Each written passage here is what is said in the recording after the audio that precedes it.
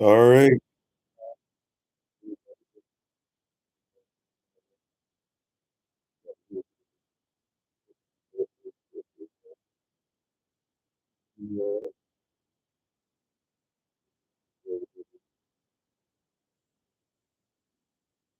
Peace, peace, peace.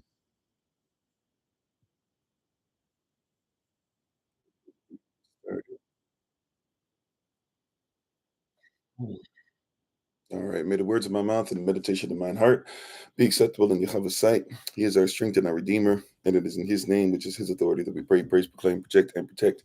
Today's message, Aman. Hola, mi nombre es Kofi. ¿Cómo está? Bonjour, je m'appelle Kofi. Ça va? Ni hao, namaste, hosaya, nikituya, hayo. I see you.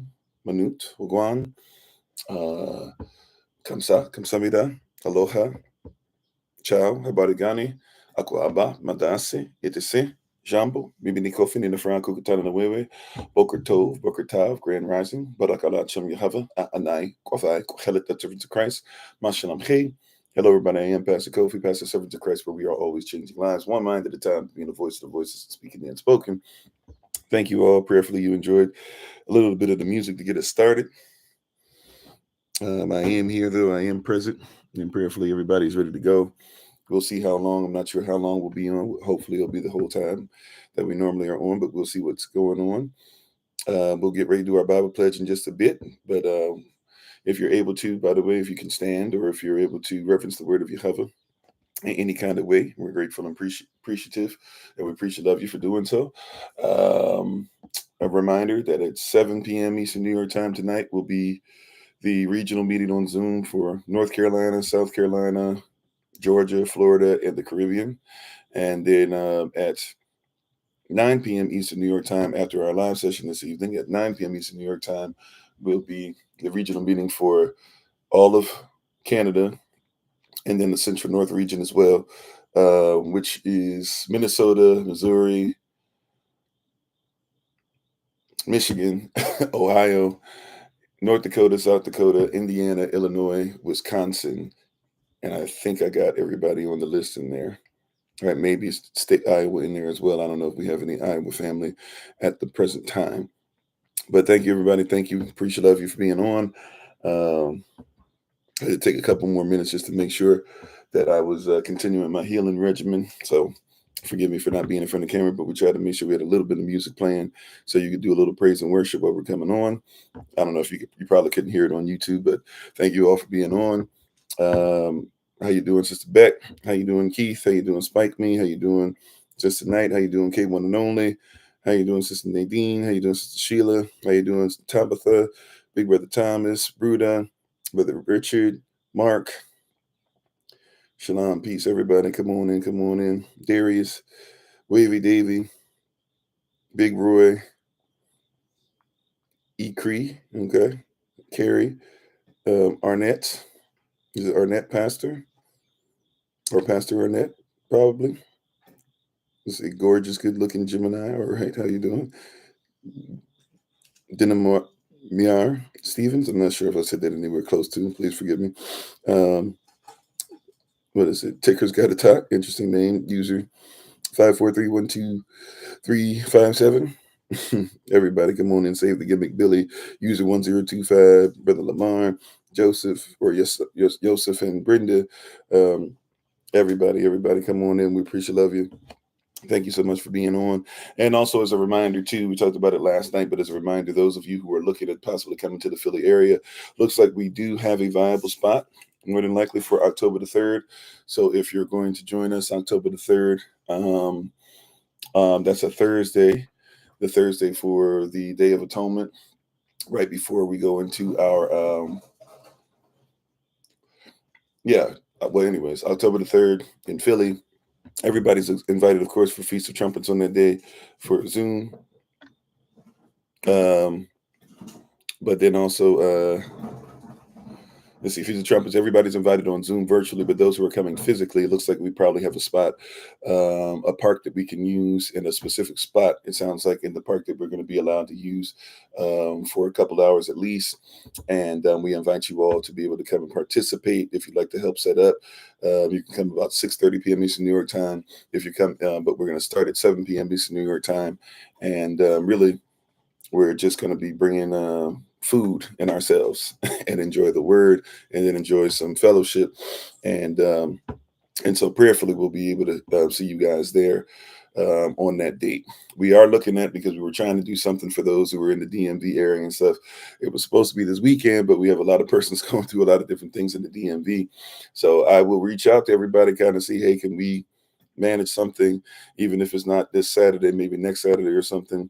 Or actually next Saturday we can't, because that's October the 5th. I'm taking a break next Friday, Saturday, Sunday, but we'll try to get something in there. It's important that we are in this area. We get to stepping on doing something. Amen.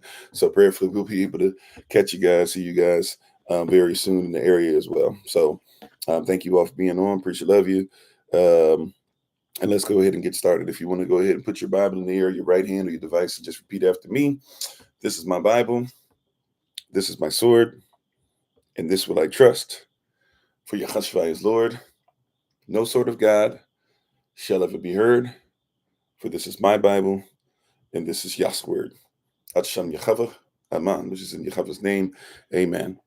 All right. For today, we are going to come from the theme, if you will. We'll be coming from the theme. How you doing, Minister Shante? How you doing, Minister Tamara? I think I saw come on. How you doing, Sister Sonia? You want the book? Okay, we'll try to get that to you. Amen. How you doing? And also, yes, the book 4 Hours of Power is still out and still going. We're still promoting it, at least through Feast of Tabernacles. It'll still be available after that. Virtual copies only at this moment. How you doing, Connie? So, and we still need to get some of you the updated stuff without so many mistakes. So now that we've gone through that, we've gone through a little bit of that, praise Yah. We're going to go ahead and get into today's message. Today, we're going to talk about embrace reality. How you doing, Travaris? Embrace reality. How you doing, Nicole? Feel like long time no talk to. How you been? Embrace reality. Now, a lot of persons do things, and the system is set up for a lot of us to escape reality. Right, but we want to embrace reality. Oh, no problem, Sister Carla. Thank you so much. Yeah, amen. Amen. Take care of business. We still got to talk too at some point. How you doing, Sister Deborah? Right. So embrace reality. Embrace reality. So many things are set up for us to escape it, but Yahweh wants us to embrace it. Matter of fact, his word, his will is for you to get back to reality, right? The salvation, getting back to your original intent. What is the reality of your existence? What is the reality of creation? What is the reality of what persons might be trying to tell you and teach you and tempt you into, as far as what they're saying your living should be or should not be, right? We're trying to embrace reality, right? If you notice, a lot of persons, when they watch sports, they'll get mad when somebody starts talking about something that affects your everyday life, and really they're not really mad because you admit to it. They get mad when you say something that shows that their reality is crumbling, right? Or that the reality is really not reality, that everybody's more comfortable with living lives that are steeped in a virtual space, which of course we use and utilize, but they'd rather live in virtuality and never want to make their virtual reality. See, for us, this is not just virtual, it's reality. For us, this is not just going through, the stuff, or just listening to see whose beef is going to win, or just talking about. So we want to actually have reality, right? And the reality, not just that we desire, but the reality that Yahweh desires for us to have. Right, that's very important for us to admit to capture, and to encapsulate in our very being. The law encapsulates and protects us, puts us in a cocoon that allows us to be able to metamorphosize into who we were always designed to be initially, because we have the ability to stay on track considering reality. How you doing? Y'all ain't tired yet? See, our goal is not to escape reality, but to embrace it. And these holy days are there for what? For you to not escape reality, but to embrace it. Right? The reality of the matter is that you are not supposed to be of the world, right? And so if we're not supposed to be of the world, how you doing, Thoughts with SJ? If we're trying our best to be of the world and to make sense of the world and to honor the world, then we're trying our best to escape the reality that we don't even belong to it. How you doing, Miss Bright? If we're trying to live for the moment and we're not trying to live for eternity, we are doing our best to try to escape reality, because the reality is that a moment is but a blip on the radar, but a monument of where we are even, right? But a milestone in eternity. So yes, take care of things. Make sure that you take care of things in time. Make sure that you govern your time wisely. Make sure you sow your time wisely. But don't get so caught up in the present moment, like we talked about last night.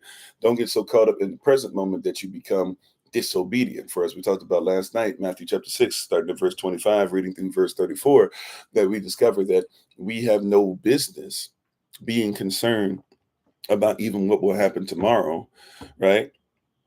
And even being so flustered about what it looks like is happening today, when the reality is that if you look at your entire life, especially when we've been with Yah, there has not been one day that we have not survived 100% of what we've been through. Or Romans 8:18, come on, the suffering, one of our affirmations, the suffering of this present time is not worthy to even be compared to the glory which shall yet be revealed. Why am I spending so much time suffering or choosing to stay in things that are fleeting anyways, not realizing that my goal is to go into the latter days that shall have more glory on them than the former? How you doing, Sister Monica? See, these are questions and things that we should go ahead and talk about. We should ask some questions about this. Why are we disobedient to a commandment that says, give no thought for the morrow will take care of the things concerning itself? How you doing, Just Josh? By the way, I'm going to try and reach out to you again. I tried to reach out to you through TikTok or whatever, but the name Just Josh doesn't work. I think I see a Sour Fox 84 or something like that, so I'm going to try again later. Sorry, I hope I didn't lose you guys. Oh yeah, I did. I lost TikTok for a second. Sorry. I was trying to say to Just Josh, I'm gonna try the Sour Fox 84 to reach out later. I tried to use Just Josh, and I guess there's a lot of Just Joshes, so I couldn't find you. But I want you to know I did try to reach out to you yesterday when I was going through stuff and catching up on things. So I'll try to reach out again, just to let you know. But thank you for joining us. I was hoping that you weren't gonna that I was like, man, I hope I didn't miss an opportunity. So just let you know, I'm gonna try and reach out to you, or at least get you some information, to see if it's all right to reach out to you and go forth from there. How you doing, Cultural Prospect? How you doing, Sister Kimberly? So today we want to ensure, praise God. How you doing, Brother Dwayne? We want to ensure that we talk about not escaping reality, but embracing it. Now, our reality, right, is not our reality, it's Yahweh's. Our reality is not someone else's reality. And this is when we even had a little bit of pushback on this last night. A lot of persons will hear reality and they start saying, well, everybody has their own reality, right? Everybody says everybody has their own truth, right? Why are you tripping off of that? Everybody has their own reality. Everybody has their own truth. Everybody lives in their own truth. But if everybody has a truth, if there's 15 truths, which one is true? Somebody would try to tell you all of them. This is where you get ideas when persons escape reality. You get ideas like a multiverse, right? You get an idea like a multiverse. Oh, yeah, the multiverse. There's so many different universes going on. No, a universe is a single spoken sentence. If you're talking about a multiverse, you're talking about many sentences. But even if I have a paragraph, the paragraph starts with a sentence. If I have a book, there was a beginning sentence, right? If I speak as a human being, there was a first word I spoke. When I was in the womb, there was a first word I heard. Before I get to the multi, I've got to at least deal with the what? With the uni, with the one, with the first one. And I should deal with the one who spoke the first sentence of existence for us to be in. That's what a universe is. It's a single spoken sentence. So if I'm in a single spoken sentence, but right, Barashat bara Elacham at Shamayam at Aratz. In beginning, Elacham created the heaven and the earth. If that's what I'm existing in, then maybe I should find out what that reality is before I look for other realities. multi-realities, multiverses, multiple sentences, multiple ways of worship. Maybe I should find the origin. How you doing, Lioness? How you doing, Rasta Queen? And thank you all for the love. Like, and how you doing, Sister Tiana? Excuse me. See, even if you believe in evolution, we got to ask ourselves, how did things evolve? If you believe in it. Now, we don't necessarily. Actually, not necessarily. We don't at all. In our culture, we believe in creationism. When we create and believe what the Most High created. How you doing, Valencia? That being said, though, let's just keep it a buck, right? That being said, when it comes to even those who believe in evolution, well, then what did these things evolve for? Because it's weird that you'll say everything evolves for a particular purpose, or everything evolves to help one to survive, or everything evolves to help one to be in their situation they're in, to be in their environment, right? Every bird that Charles Darwin found, it evolved so that it could go ahead and make sure that it could reach into a specific part of the earth that they were trying to get something from. Every creature, they say, evolved for a purpose, but then all of a sudden you say that belief in a higher power doesn't evolve from you needing something to be greater or better. Now we know that evolution, this isn't the greatest way of thinking about things anyways, because then you'd have to say murder evolved for positive reasons too. However, if we want to go through this little tricky lineage of thought, right, and we want to be linear in thought and can follow the details and make sure that we, land where they're saying we're supposed to land, well, then let's go all the way there. Because if there's a belief system and it's not getting less, but it's getting stronger, right? And there's a belief system that we found out that there were things that we needed to know about that were going to happen in the future. And everything that was said about this thing that you said just evolved, or persons just needed to make up. Well, all these things keep lining up to the letter. Then even in your so-called evolution, that's why you had to come up with something called, what is it? It's not, it's kind of sort of imagination, but comes out of imagination, but they call it, what is it? Something design. It's like, it's not thoughtful design, but it's something along the lines of thoughtful design, where they basically are saying that the universe designed itself. So that's where you get a lot of your persons who go to this place and think it is Afrocentric. It's very Eurocentric thought process, but you'll start saying the universe is God. For those of you who use that term. How you doing, Valencia? How you doing, Cole?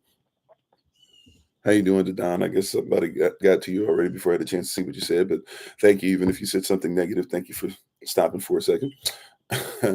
you know, but we have this weird, we're going through these weird machinations, and we're not actually having an actual conversation on even what they're saying isn't making sense. They're trying their best to escape reality so they can make their own. But why not just be in what's real and realize that you can't create your own? I mean, you can create your own troubles, but the consequences that come in are already written in the eternal reality.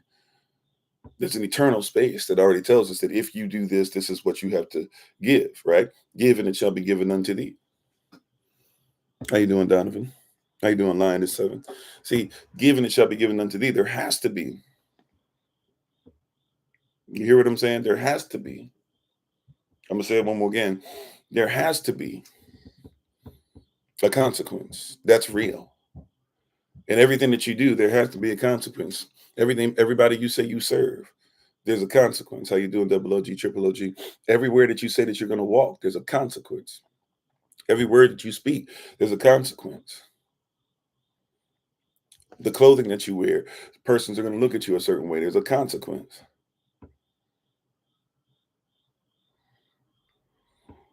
Right? You can try to make whatever reality you want, but there's a consequence. And so we have to ask ourselves, why are we following the worldly example of escaping reality? It's a very, whether you believe on where the firmament is, by the way, the firmament or the choir, is not right outside the earth. It's because the sun and the stars and the moon are inside of it. But that being said, no matter where you feel like the firmament may go, we must acknowledge that persons who are so busy trying to get to the moon and trying to get to Mars, and eventually talking about going to other planets, and already deciding that Earth will run out, and already making all these movies and stuff, and already writing all these books talking about how we're going to have to escape the planet, because the reality is to them that it's better to go ahead and start working on imaginative things than it is to work on the things that are in front of us. And I'm not saying imagination is bad per se, but hear what I'm saying, right? It's best for us to start writing fables. It's best for us to start talking about when we get to Mars, isn't that there's no technology for you to live on Mars. Persons are buying tickets to live on Mars that are 99 plus years in the future. There's a 99-year, waiting list, something like that. There's a 99-year waiting list to get to Mars, and yet nobody is worried about feeding the homeless in Houston, or making sure that the fatherless in DC are taken care of, or ensuring that the mothers who are so messed up and have made some, and their situation is crashing down upon them, and the choices they have are so slim that they're deciding in between crack cocaine and between raising a child. How you doing, Yasper? How you doing, Brother Thomas? You see, we got an issue where persons will not embrace reality so much that they're ready to go to another planet, and they're talking about it, and they're having meetings about it, and they're arguing about, are there multiple universes, and even telling you in the argument for multiple universes that your supposed other version of yourself will never even have any way of being able to meet yourself, and going through all these different fables, as it said in 2 Timothy chapter 4, that persons are inclining their ears to fables and heaping up for themselves, lifting up for themselves, piling upon each other themselves, false teachers to help them. How you doing, fabulous business coach? Right? They're heaping these things upon themselves, trying their best to make sure that it's all right to escape reality. Going back to what we were talking about in sports, persons hate for you, right? If we want to get down to it, yes, Colin Kaepernick and everything that happened with that, and the flag, and talking about what the actual national anthem stands for in the third stanza, et cetera, and knowing that this corporation, because you're not in the country, you're in a corporation, right? 28 USC 3002 15 subsection A, B, and C tells you that the United States is a corporation, that it's a trust, that it's a board, and that it's something is publicly traded in it, which would be you, right? That's United States law, United States code. We have all these things that we know, and somebody comes out and tells it, right? And for us, a lot of what's going on. Oh, see. Yep. So we're restricted today. That's fine. Somebody like what we're talking about on TikTok. TikTok is continuing to do way more, way more, way more, way more. Right. But anyways, they submitted this twice over. Alrighty.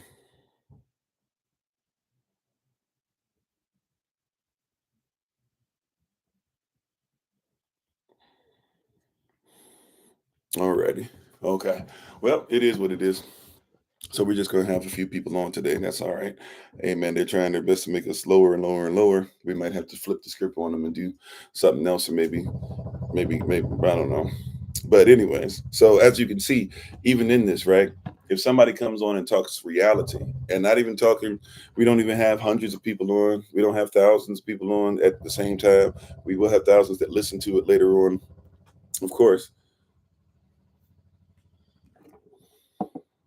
Right, but we don't even have thousands listening right now, just for the few that are listening. But even in that, right, it's you're not supposed to embrace or speak on things that are real, and we got to recognize that that is a huge dilemma for those who are actually trying to live in reality. Right,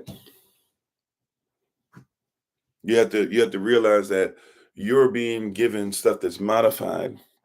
You're giving items um, that are not real food. And when somebody says, "Man, you know what? That food pyramid is bad." When somebody says that way of thought process is bad, when somebody says that way of living is unrighteous, somebody says, "Oh no, we need you to keep on eating the fake stuff," right? Somebody says we need to block that, you know. And so, um, We have to realize that we're in a situation where embracing reality is never the way for the world. Escaping reality is. How you doing, medical sacred woman? How you doing, Karen? Embracing reality is not the way of the world. This is why you cannot be of the world. This is why you have to stop trying to fit in with things of the world. This is why we have to build and brand our own stuff. This is why when I say hashtag SOC and I say, what are we doing to check in with each other? What are we doing to check in with each other's businesses? Our first mindset is to go to a place that escapes reality and not come to a place to where we embrace reality. This is one of the problems that's a problem with our diaspora. This is a huge problem, is that we don't even want to admit that we are a diaspora.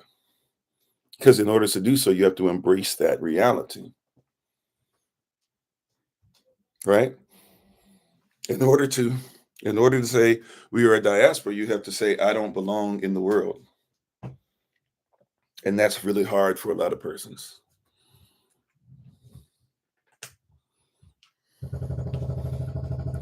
Well, that's what those who are in charge believe, that you are not worthy of something that helps you to embrace reality or that's fortifying to your spirit, your soul, and yes, even to a certain degree, your physical man, your flesh, right? Because you're not supposed to embrace reality. You are supposed to, in fact, be somebody who what? You're supposed to be somebody who is escaping reality, right?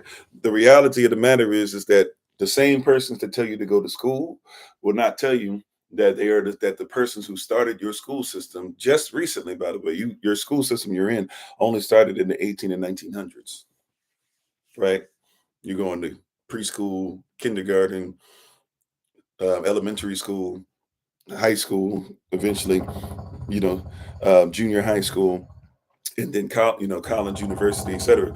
These are not things that we're even, now you're trying your best to go into debt to go ahead and have a new reality that says you'll get a better job, but then you still end up paying off your college loans. Some of you for the rest of your lives. Some of you, your children will be paying them off. Some of you, your children will be in debt because they will not pay them off or because they cannot pay them off. But we're supposed to believe in a false reality, where the reality is that it was never in your best interest to go into debt, to be educated by somebody who enslaved you mentally, physically, and emotionally in the first place. I don't know if I'm going to say this right at all, so please forgive me. Is it Milopicha? Milopicha? I'm not sure if I'm saying that correctly. Thank you for being on. Right, but your school system, how you doing, Cecil or Cecil? I'm not sure if I'm pronouncing that right either. Right, but your school system is literally created by those who enslaved you. And the school system is designed to be able to get you to literally have a job, not to have a business, not to be free, but to basically be an indentured servant at most. How you doing, Sister Taya? Now, somebody would say, no, T, here you go. This is why they be blocking you. This is why you going too far. No, no, no. Watch this. Can I go? And I'm not trying to do black versus white. Those of you who know me know that's not even in my heart, and know that I don't even believe in a white person, because the color white means you have to be clear. So how could you be a white person if you're not see-through? No such thing as a white person. The color white doesn't exist. That's another illusion. Somebody had to teach you that white was a color when they were trying to tell you that white meant purified, and anybody that was white could go ahead and have the doctrine of discovery.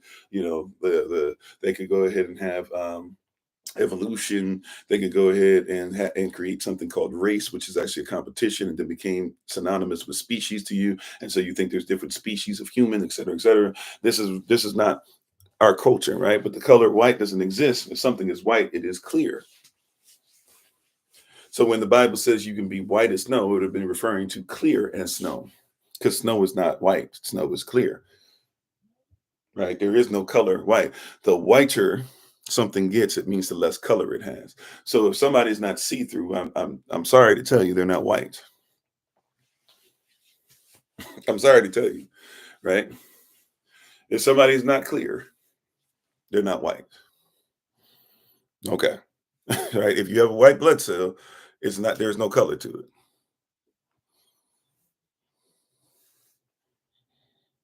it. If you have polar bear fur and it's white, that's because it has no color. It's see-through. It's designed to be clear so that the sun's rays can go to the black fur that's actually on the inside of the polar bear's fur, or the inner fur, rather than the outer fur that you see, or the longer fur that you see. Right? It's it just is what it is, right? If you look for a white blood cell under a microscope, you're going to see a clear blood cell. You're going to be able to see through it. White became synonymous with a color when really it's just lack of color, right? We change persons change definitions. So, but even in that, right, you would have to recognize that there's a difference. So I'm just using a social construct, the colonial construct that many persons have fallen for, right? But hear what I'm saying, right? What we're saying is that in your school system was literally designed, because there used to be two school systems. I know some persons don't want to hear this, right? Okay, well, if your daughter is see-through, okay, well, then I guess she would be white, but that probably is not a normalcy for humankind, right? But okay, so your daughter is see-through. So, right. So when we talk on a certain on a level, right, for the most part, most human beings, I would dare say, the further back you go into the story of mankind, even less human beings have ever been see-through, have ever been white, right? And so to make a whole thing on white people having to be the standard is very weird concept, right? So that being said, right, white supremacy, clear supremacy, whatever being a thing is not a reality through that context. That being said, there are actually two school systems that came into existence, especially if you want to talk about the United States of America. Okay, no problem. Sorry, Medicine. I apologize, and I'll just be wrong. Excuse me. Right. So I'm sorry. What was I going so I'm sorry. You're right about that. If I misunderstood and misquoted, I'm going off on you. You feel for whatever reason. I apologize. That's not my intent.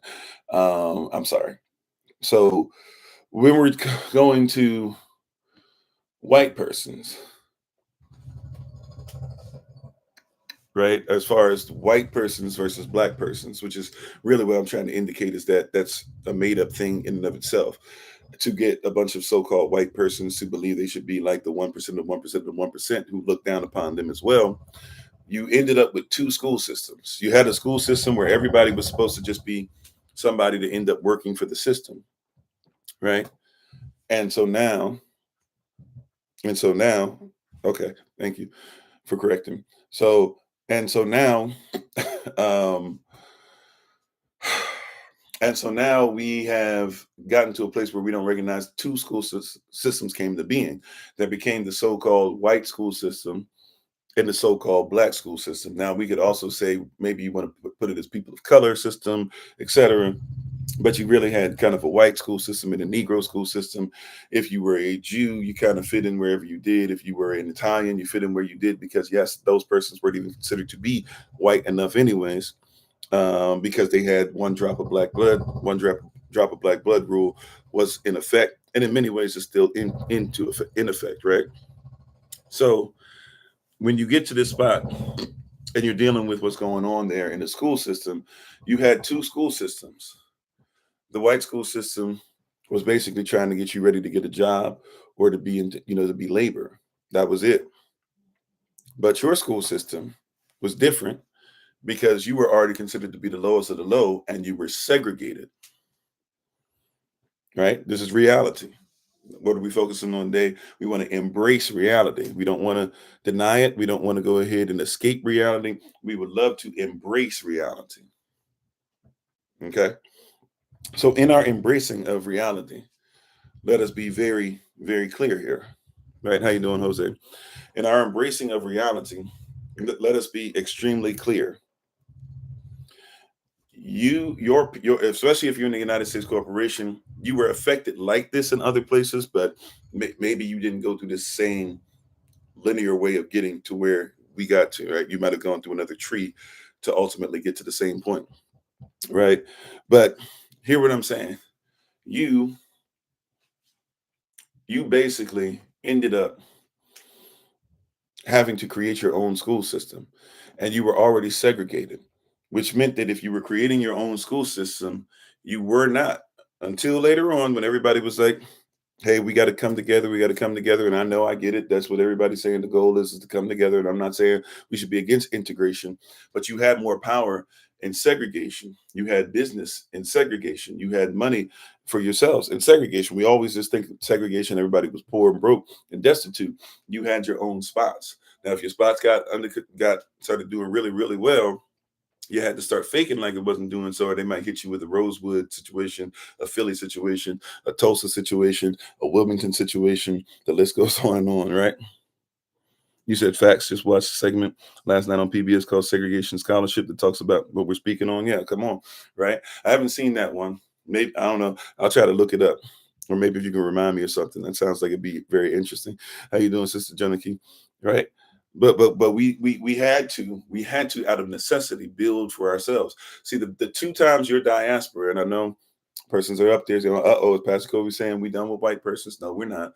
But I'm just trying to give you some historical accuracy, right? Or some historical accuracy. When segregation existed and when kingdoms existed, when we had our own kingdoms, you had to do for yourself, and you were able to actually say it was all right to put yourself on a high status. How you doing, Henry? Right? You were allowed to say that your people were awesome. When you became slaves, you had to say your people were not awesome. And thank you for the love, right? Then here comes segregation. Segregation right after chattel slavery, so you were property. Then all of a sudden there's supposed to be, you know, there's supposed to be a new patriation and even a segregation of sorts, because when it was 40 acres and a mule, you were not supposed to be considered to be an American citizen. You were supposed to be a freedman. As a freedman, you were still segregated. You made too much money there. They began to burn all your stuff down and force you back into being part of the system, gave you birth certificates and got you to start calling yourself an American when many of you were the original Americans anyways, right? How you doing, Sister Mignon? How you doing, Sister Shima? And so now many of us are sitting up here going through this fake system in which we believe, hear me, beloved, we're going through this fake system in which we believe that the education system that we are in now was the education system you had built for yourselves. The reality is you were forced into re-educating yourself, to a certain degree, repatriating yourselves. A lot of persons wanted to run back to the United States Corporation. You wanted to run back to the names of your slave masters and stuff. And that's why many of you don't have your own culture. Even the persons that we look up to. Love me some Frederick Douglass, but his name isn't Douglas. But he ran back to what he came from. In a sense, even with trying to be free, a lot of us deal with this, right? We're still trying our best to hold on to titles that were given to us as property rather than actually realize who we are as freedmen. And so when you had your educational system, you had two educational systems going on. You had the educational system that was supposed to have everybody become an indentured servant or a slave. And every once in a while, this American dream might actually manifest to a certain degree where somebody becomes something that really is not supposed to happen, but they work their behind off and they find loopholes in the system, right? But then there's the other part of this, to where not only is there a spot to where there was those who found loopholes, but then there's a spot to where you had segregation. Through segregation, you actually started to have to teach yourselves. And so since you were very big on self, because you didn't know who self was, you weren't going to get hired for those white jobs. I know somebody was talking about black jobs recently, but white jobs, you weren't going to be hired for those. You weren't supposed to use the same restrooms. You weren't supposed to get the same pay. Very famous movie with, I believe it's Most Def, who's supposed to be the doctor who actually was the first doctor to do that heart surgery. Now he's not the first, because we were doing heart surgery back in Kemet, right? But what they like to say is the first in Western medicine, the first guy to do heart surgery or whatever. And he did it on a dog first, and then they were able to do it on a human. It was not the white guy who gets the credit for it, but it actually was a black scientist. I forget the real black scientist's name, so forgive me. But there's a movie with Most Def in it if you want to find out his name and watch something. Obviously, it will be based on a true story. Not all of it's going to be true, but at least you'll be able to learn something, right? Yeah, right. Yeah. Stolen land and stuff like that, right? So um, you started teaching yourselves how to think for yourselves. You started teaching yourselves how to have businesses because you had to have businesses because the white businesses were not supposed to be used to help Black persons, right? I'm just telling you a fact, right? You had to learn what it was to be able to interact with each other. Now, you still had some PTSS, some post traumatic slave syndrome that showed up where you would still mistreat each other and you would mistreat the light skinned person and you would mistreat the dark skinned person and you still might want your hair greased up and stuff like that. But you were starting to focus on yourselves. Even the Black church played a different role. If you look up Dr. Carter G. Woodson, many of us only know the Miseducation of the American Negro, but he wrote many books. And if you look up even Dr. Carter G. Woodson, he writes a book on Black church and how the Black church was so integral because that's why you had a Black church and that's why you had a Sunday school and that's why you had a school for children during the week and that's why you had certain church lands because they grew food on there and everybody had to get a job and the deacons went around in overalls sometimes, with creases pressed into their crease because you had to look clean, you had to be ironed, right? And so they even had creases in their overalls. Some deacons and preachers still be doing that in certain places in the South, and they walk around and they check on you. If they needed to do stuff around the house to help you out, they made sure that sisters who were single had the help that they needed, and all this stuff or whatever. It was part of the culture. You were supposed to take care of yourself. We taught each other because who was going to teach us if we were segregated? However, your schools were not supposed to have textbooks, so you had to write your own textbooks, right?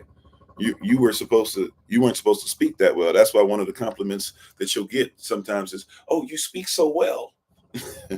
They say we speak well because you are not supposed to speak well because the school system you're in is supposed to separate that. This is why some of your own people will say you sound white because you weren't supposed to sound educated,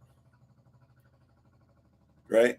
And the sound as yourselves have some bop to your talk is not supposed to be educated anyways, even though some of the most educated persons that I know are some of the persons that do not sound like you would think, in the way that they articulate each and every single syllable in the word.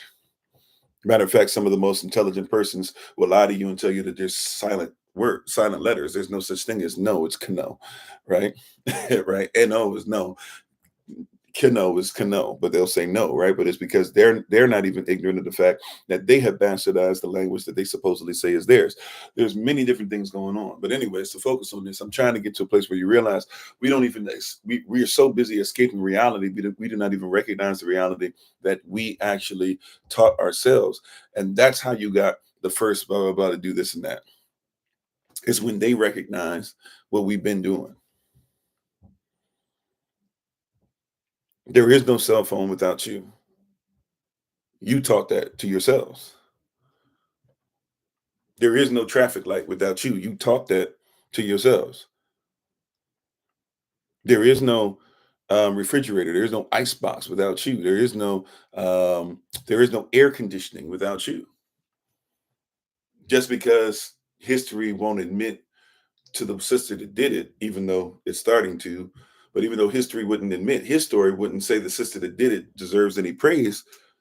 There was a sister who needed to make sure that she wasn't dying of heat just to live. And so she decided to put some stuff together and created now what somebody else patented, which means somebody stole it.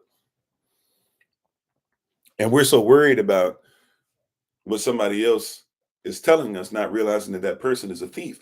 Why would the thief be your educator? And this is for anybody, by the way, right? If there's a black person who comes to you and tells you something that's a lie and is stealing from somebody else's culture and will not be in tune with their own, then they're a thief as well.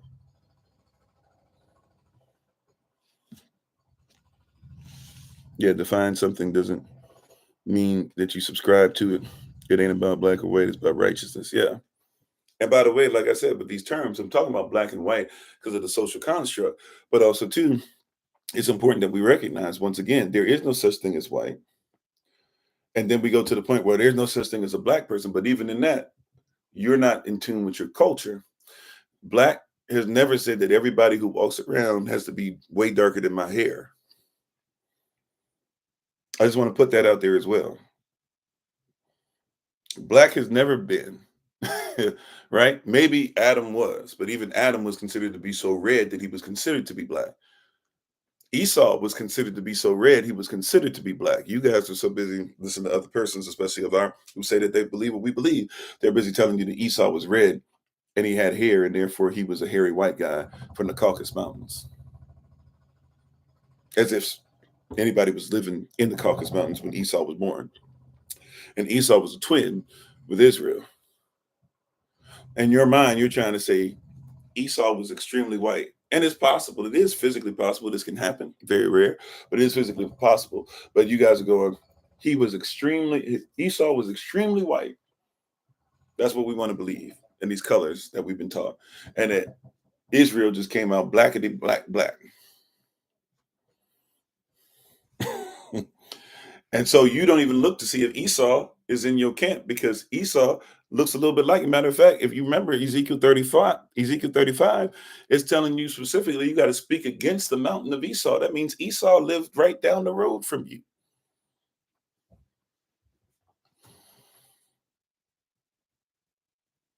You see what I'm saying?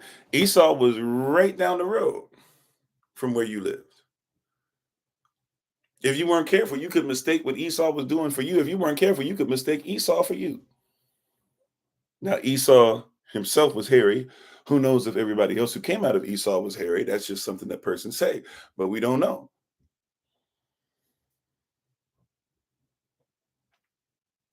I know persons don't want to admit this, but you know, there's Africans out there who never mix with anybody and they do have chest hair.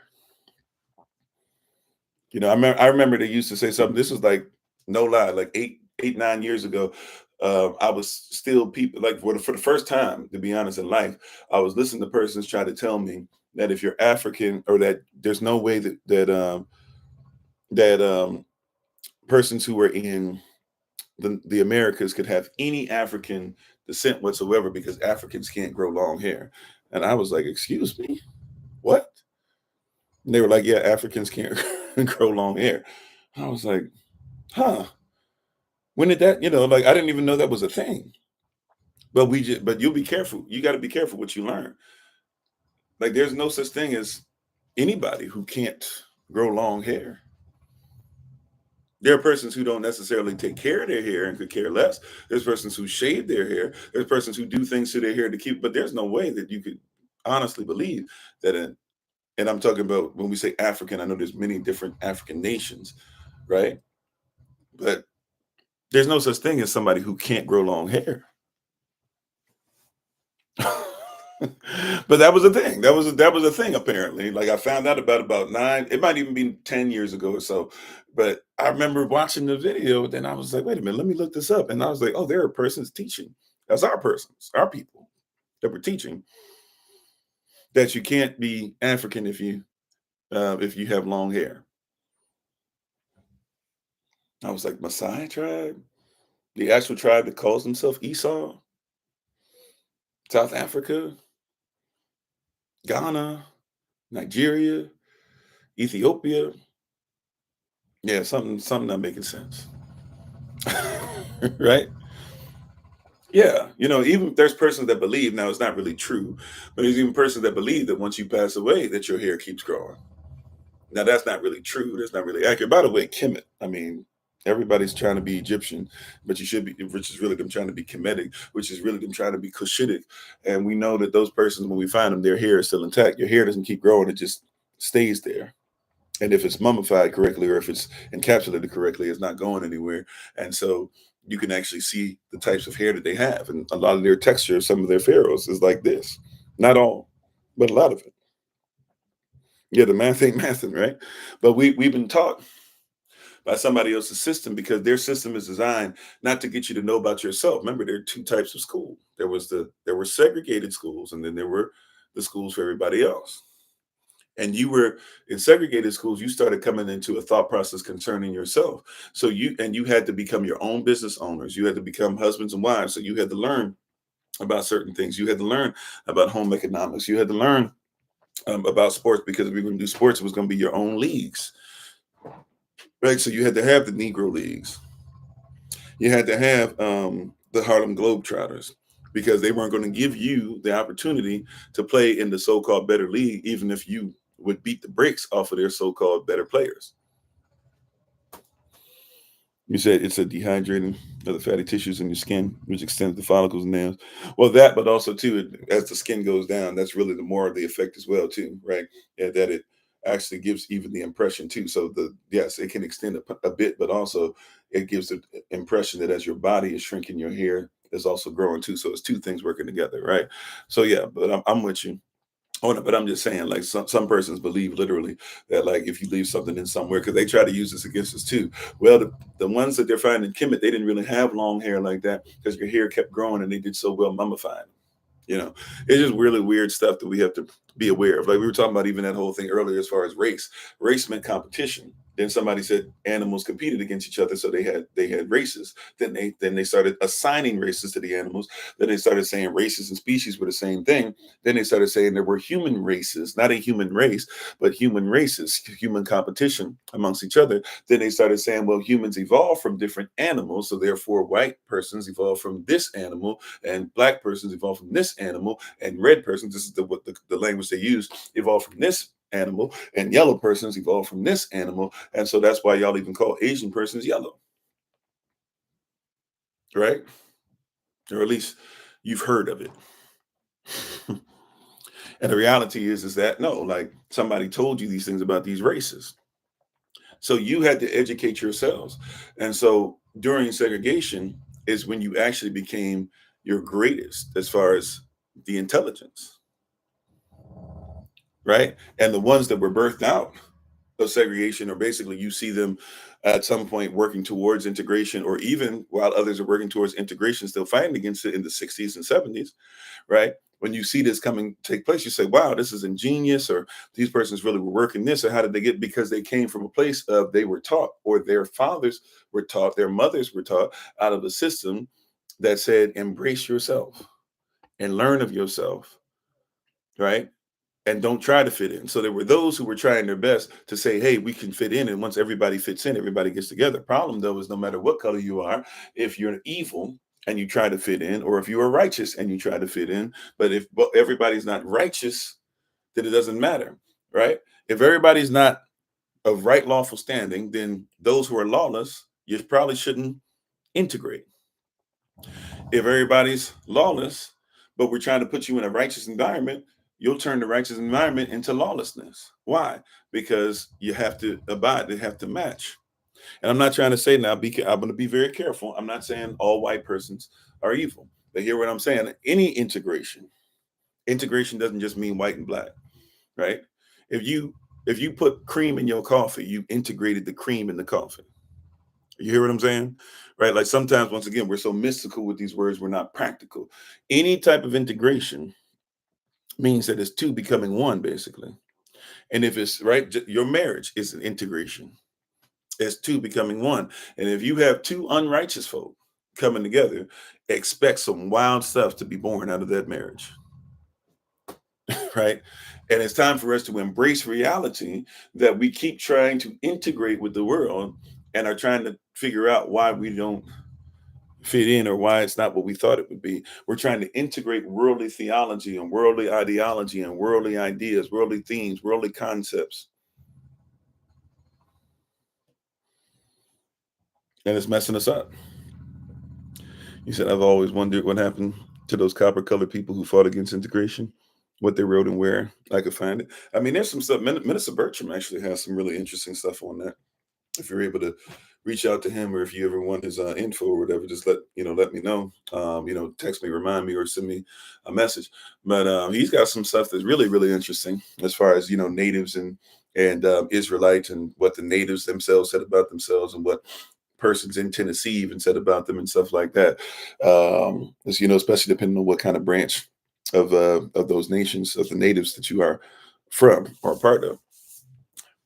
But we have to come to a place where we recognize and realize that persons are dumbing things down purposefully, and that's what you're going back into. You were in a school system that was supposed to be designed to teach you about who you were, because you had to become there. If there were no doctors for you, we need you to be a doctor, so we taught you. And other persons come from other countries and do the same thing. You get mad at the Nigerian, but the Nigerian comes over. They say, I got 5 children. You shall be a doctor. You shall be a lawyer. You shall be involved in beauty and stuff. You shall be mathematician. You shall be somebody who owns a restaurant. They come with a thought process that we're building a nation, and then they get with other persons who are of their culture, and they honor what each other does, and they support and they raise their children. And so their children will even tell you, like, you'll go to school with them and their children will say, you'll be like, oh, we're going to do blah, blah. And their children will be like, my father would never allow, right, me to go ahead and play like that. I have studies to do. Studies? Come on, man. You know, blah, blah. You a square, you blah, blah. You a nerd. They're like, call me whatever you will, but I will not be disciplined, right? They'll be under discipline so they don't get disciplined. You hear what I'm saying? Like they've got some very disciplined ways about them because they're disciples of their culture. They're disciples of their parents. They're disciples of those that came before them, and their responsibility, not what they're thinking, not what they want to do. They have a responsibility and they have an accountability as children. Our children have lost the accountability and responsibility. I'm be honest with y'all. I won't say exactly. I didn't curse or anything bad, but I won't say exactly because it's not necessarily everybody's business. My son was watching some stuff, laying down next to me last night, was getting late. And I was looking at time. I was like, okay, well, I'm sitting up watching stuff too, but I'm gonna turn this off soon. It's past bedtime. And so it's time for you to get ready or whatever. And I asked him, I was like, I won't say exactly how I said it and what it was about, but I was like, is that everything that you've been watching? I was like, you don't have anything else on there? And he just looked at me and he tried to start seeing who shift. I was like, don't shift it now. I was like, you can go to sleep soon. They're gonna be over. Matter of fact, now that I'm thinking about it, let me double check to make sure that he's watching what he's supposed to be watching. Right? Hold on one second, Salah. I'll be right back. I'm sitting up here talking all this stuff.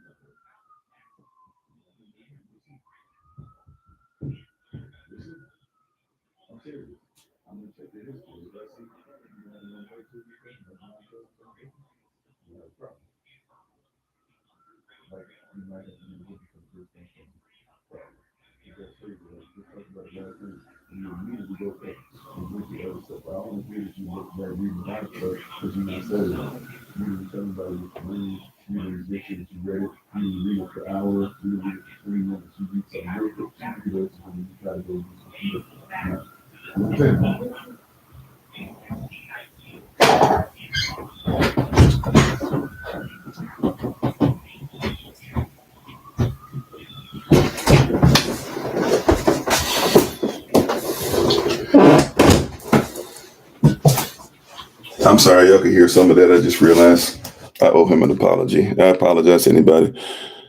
I'll try to wipe that off of the session. Maybe we won't post this session live. Maybe I'll put it on unlisted only or something. I just realized my voice carries. I apologize. I should have muted it before I left. Hopefully you didn't hear too much. Anyways, so where were we at? Let's see.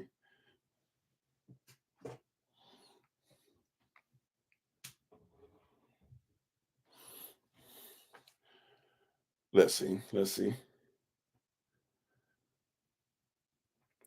Okay. Well, prayerfully it didn't come. I was trying to whisper, but even my whispering sounds like this, so it still sounds pretty loud. I got to remember to actually whisper. But anyways, how you doing, Sister Joy? So, anyways, but yeah. So it's important that we talk about these things, that we know ourselves, and that we learn, and that we grow. Right? There's no because if we're not careful, we're about to repeat the same thing that happened with our ancestors who escaped their reality and never embraced it. If we're not careful, we're about to repeat.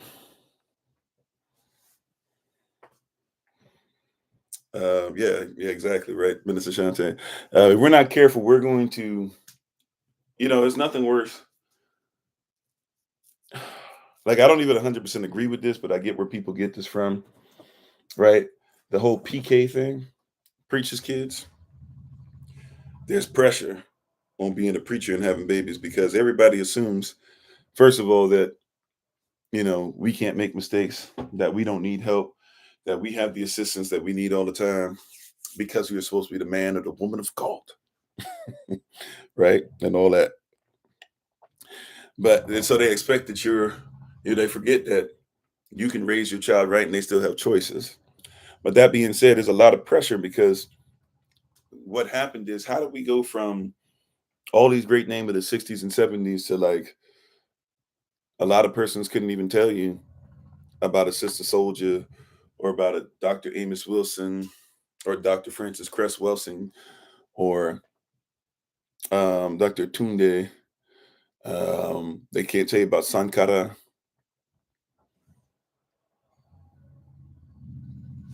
Yeah, we're prone to mistakes too.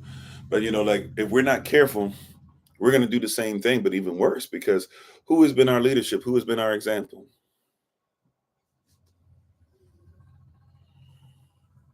Prayers up for the victims of the Birmingham mass shooting. Really, mass shootings happening every day, but especially for those in Birmingham, we lift that up. Amen. How you doing, Forever Young? How you doing, Brother Vincent? But if we're not careful, we're going to just simply continue the pattern, which is, how do we end up with all this knowledge in our children? We call it protection. But we're so busy protecting our children from the truth that our children aren't growing up in the truth. We're so busy trying to protect them from reality so that they might escape reality. And we're so busy saying, yeah, I don't want you to go through what I went through. But the reality is that we keep going further and further away from the mark.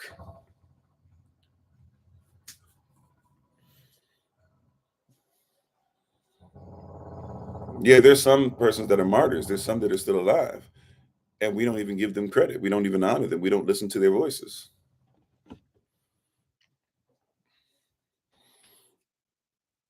We're not even concerned about being what Yah has told us to be. We've got to be careful, because this is how you get to a place where persons say, oh, this is new. Everybody's trying to say that they're Israelites, when this is something that persons have never stopped saying. We've never. So the problem is that we stopped promoting it as a group and as a unit, but persons knowing that you were swarthy was never, that's not a new thing. If they knew about it during the Spanish Inquisition, how do they know? How does the Pope know who you are in the 1600s, the 1500s, the 1400s, and somehow, some way, this is brand new? It's brand new because things were done to cut us off from a generation. And now, for the first time in many years, for the first time in hundreds of years, you have the ability to continue. See, now watch this. Segregation becoming integration. I'm not trying to say once again that black and white people can't be together. Just hear what I'm saying. Segregation becoming integration never really was integration. I've talked about this before, but I'll say it again today. They already done shut us down on TikTok to where they said they're gonna constrict how many views we're gonna get. It is what it is. So let's just go all the way there. Thank you, Holy Spirit, for the permission as well. Look, integration never truly happened because in order for you to integrate, you have to have integrity. Hmm. Can I say it again? That's a bar. Holy Ghost preaching right now. Look, in order for you to integrate, anyways, you got to have integrity. If you have zero integrity, you cannot integrate. Why? Because the integral part of it is talking about becoming one. That's what integrity is to be one. If your marriage is not righteous, you will not have integrity in it because you can only have integrity when everything works as one. If you argue every single day, you got to look at your integrity or the integrity of the marriage, right? If you get a house, your house has to have a foundation. The foundation has to have a certain integrity. So when you talk about integration, that means that everybody had to be one. What you've been told is the United States integrated because America is one. But the reality is, if you don't all live the same way, with the same culture, with the same mindset, with the same heart, with the same love, with the same belief system, guess what? It is impossible to integrate. Now, somebody says, up, see, that's the problem now. So if somebody's Muslim, if somebody's Buddhist, if somebody's a non-believer, you saying we can't take care of black value? No, we can. But hear what I'm saying. We can integrate as far as an Afrocentric society or as a black society. We can integrate as a native society. But let's be honest. If we have different belief systems, that we cannot integrate with that. So call it integration, call it black folk if you want. Call it mixed folk if you want. Call it colored persons if you want. We can integrate in that capacity. But I'm here to tell you that you have to, if we start bringing religion into it, you'll find out very quickly you're not as integrated as you think you are. That's right. You can't mix iron with clay. And I know persons don't want to hear this, but that's why nation building is something we talk about quite often. You've got to be integrated. Integrated is talking about oneness. If there's no oneness, there's no integrity. If there's no integrity, you will not have values that are integral. If you do not have values that are integral, you cannot integrate. And if you cannot integrate, you cannot have integration. For integration means that it's not a verb anymore. It means that it is a noun. It is a person, place, or thing that has a bunch of things that have become one.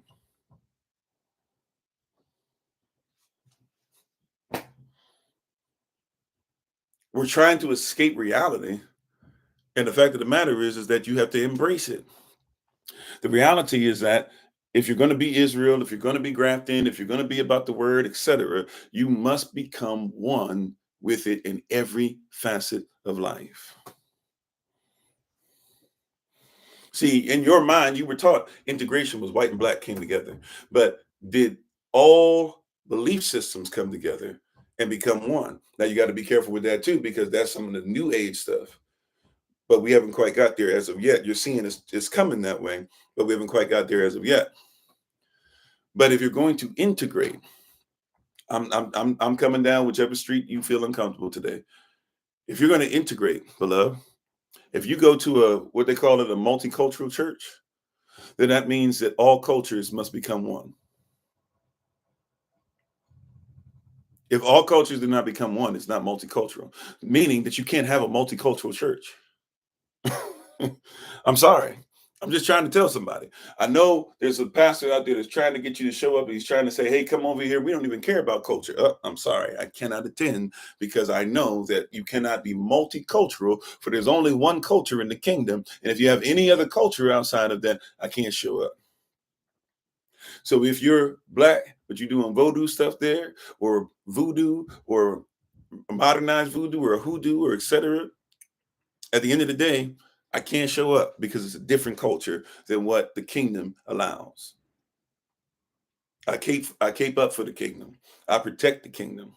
I can't. I can't show up. If you're saying it's the culture to where we got to make sure that we do drugs to expand our mind, and I'm not talking about weed and stuff, but you say you got to do certain extracurricular things to expand your mind and to be able to float through the universe and to do all this stuff. That's not something that's cultural. We don't take modified versions of herbs and things to go ahead and go on a trip. How you doing, brother Craig? That was the trick they used to food, yeah, to take us outside culture, the scripture. They remixed it, yeah. You said maybe they mean multi-ethnic. Even the word ethnic, ethnikos, it means what? Ethnikos means heathen. So when they look at ethnic groups for me, I don't fit into an ethnic group because I'm not a heathen. You will respect my shwe, or my shante, or my shantishwe, or my Anakitawiya, or my Cherokee, or my Hasada'al, or my Negro, right? But I am not an ethnic group. If anybody, if I look at what you guys are doing over there, it seems to be pretty ethnic. It seems to be pretty heathen. But see, somebody shifts the name and shifts the stuff, and we have these spirits attached to it. There is a person's even I'm attracted to her. She looks ethnic. Why does she look heathen?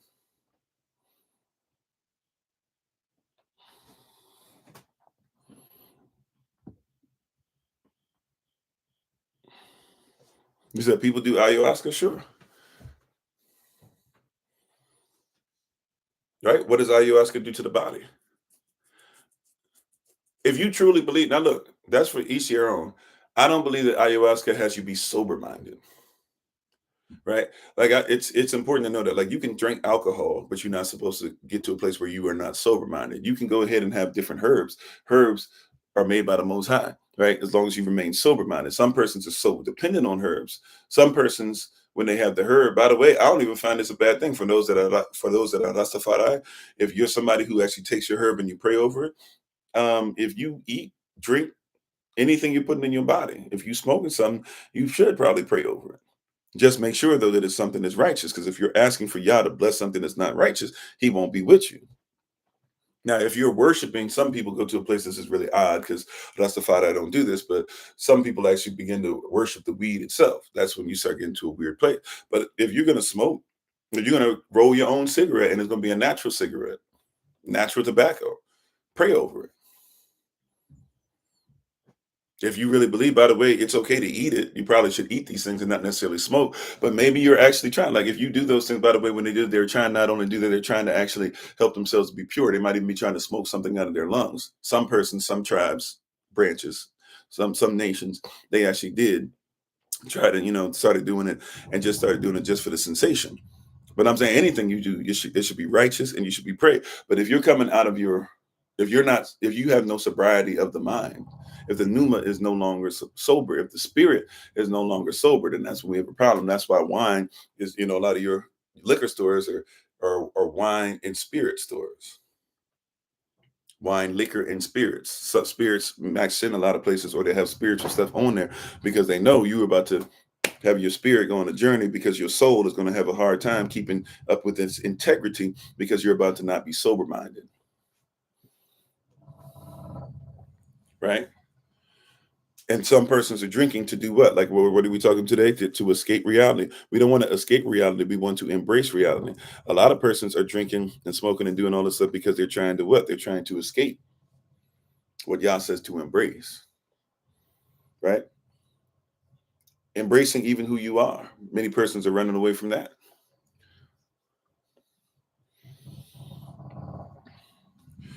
Can I? Hmm.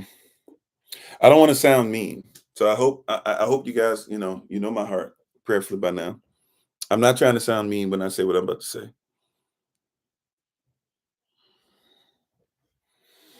Um, but many of you get your degrees because in your mind you believe that the degree is going to become a reality. It's going to, like, your degree made you real.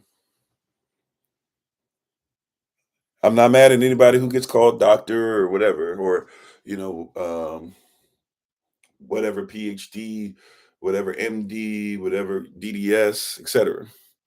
But hear what I'm saying. Many of you are going to school and trying to get these degrees because you believe that when you get the degree will make it real. It will solidify you. because that's the culture that you're in. And really, the only reason you believe that is because a degree used to be a big deal because they had segregation. You hear what I'm saying? That's the reality. They had segregation. What you mean? There was segregation. And so you were trying to get jobs that they didn't want you for anyways. But then it became more difficult for them to ignore the fact that they were segregating you and they were hating on you, and that some of them were getting jobs that were just because their family was there. And by the way, I don't even think there's anything wrong with that. I think you should have continued to stay where you were. You should have continued to teach your own, have your own businesses, watch their stuff crumble, and then they have to come to you anyways. Right. And if they come to you, they're only going to come to you, not if they try to enslave you, but they're going to come to you if they allow peace. If not, then we're willing to go ahead and let them continue to crumble and continue to build our own stuff. Right. That should have been the thing. But we were still trying so hard to the PTSS to try and improve ourselves by disproving ourselves. We tried our best to fit in with everybody else instead of make sure that we realized that we should already fit in with our society. And so what happened was that we decided to go ahead and say, okay, we're going to go ahead and get degrees, because what they're doing is they're sending their children to school, and they're saying that once their children finish their 4-year degree, they're allowed to get jobs. And so if we want their jobs, we should do what they do. Then this is when you started trying to bust down the door and you tried to kick it down, blow, and say, give us what they got, right? We wanted to go to their schools.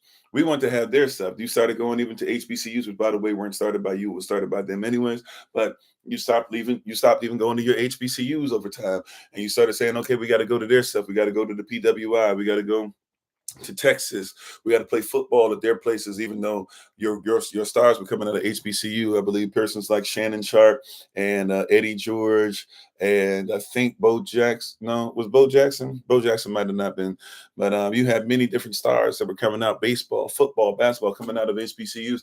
And then you started saying, no, we want to go ahead and go to them. And the school saw that you were doing better, just like what happened with the Negro Leagues. The Negro Leagues were kicking the major leagues butts in ticket sales, and when they actually would play against each other once a year. That's what the All-Star game used to be for them. It wasn't National League versus Major League. It would, and even see the thing in there, National League versus Major League, but it used to be Negro League versus MLB. Right? And the Negro League would come in and kick their behind. Jackie Robinson, who came in, became Rookie of the Year and won all these awards and accolades in a short time playing with them, and had this Hall of Fame career. Jackie Robinson wasn't even one of the best. He was an all-star, but he wasn't, when you talk about top 10, some people would argue top 20, top 30 players. He might not even been that. This is how Satchel Paige comes in as a rookie, 47 years old, and wins Rookie of the Year. Right? And we don't even know if he was 40 something, because he lied about his age. So he could have been closer to 50, could have been in his 50s. We don't really know when Satchel Paige was actually born. Right? But he was that old, comes in and still is doing the stuff he was doing in the Negro League. Tells everybody to sit down and watch him pitch, and nobody can hit him. Just because he decided, right? You had stuff like that, but what happens over time? Somebody says, well, don't you guys want a shot to make it on our league? Don't you want a shot to show these white persons that you can play? We already showing them. When we play them once a year, they can't hang. We're not getting paid as much as what you guys might be able to pay us down the road. But if we stay faithful to this, you guys are about to lose your business anyways. We should just go ahead and stay committed to this. That's not the mindset. The mindset is get into bed with those who oppress. The mindset is the same with the devil. The devil's already defeated. Babe Ruth, come on, Babe Ruth. Babe Ruth, he was somebody who passed, right? They'll tell you he's the greatest baseball player ever, but they don't want to admit. Some of them will, even persons like Tim Kirchin and others, if you know that name. They'll admit to you that's a great historian of the game. They'll tell you, he's especially his family. Listen to his family, listen to his granddaughter, listen to his daughter, listen to his great grandchildren. They'll tell you, we black. If you look at Babe Ruth, I mean, I know it's not always as simple as looking at somebody, but sometimes you can look at the brother and be like, but you didn't think about it, that he passed, right? But that's why, once again, the ridiculousness of thinking, like, when we talk about when somebody called themselves black throughout all antiquity, they never meant that they had to be darker than my hair. They were talking about their culture, right? There's persons that call themselves slippery blacks. Why did they call themselves slippery blacks? Because they offed so many persons that it was like seeing red blood slipping off of black skin. Now, who knows if they actually were that great in war, but they were trying to scare you. They were trying to intimidate you. They were trying to be like, yo, if you go and fight the slippery blacks, that's what you in for. That's what they do. They bathe in your blood type thing. It was a cultural statement. Persons of Kemet believed that they were from the Black Sands. Kush itself literally means black or hot, right? Ethiopia is a Greek word to describe the Cushitic person, right? Ethiopia literally means that Ethiop is literally just saying that somebody is blackened, darkened by the sun. It looks like they were cooked in the sun. They're way darker than us. Now, Greeks who made up those words at that time were not even what you consider to be white. They would be what you probably considered to be, they weren't even considered to be olive. They were dark skinned. But they still said those persons over there, and whether you agree with it or not, I'm just trying to tell you the cultural implication. They believe that the Kemetic persons that they learned from and the Cushitic persons that they learned from were smarter than them because they were darker than them. You will never hear that today because that goes against everything. And now somebody will say, oh, you're just being a reverse racist. I'm not being a racist when I tell you that the Greek person over there who was dark as I am said that when he learned from the person that's darker than both of us, his culture told him that they were smarter because they were darker. Right? I'm not even saying that's a righteous statement. I'm just trying to tell you that's what they believe, but nobody will teach that to you to show you that, hey, it's a cultural implication.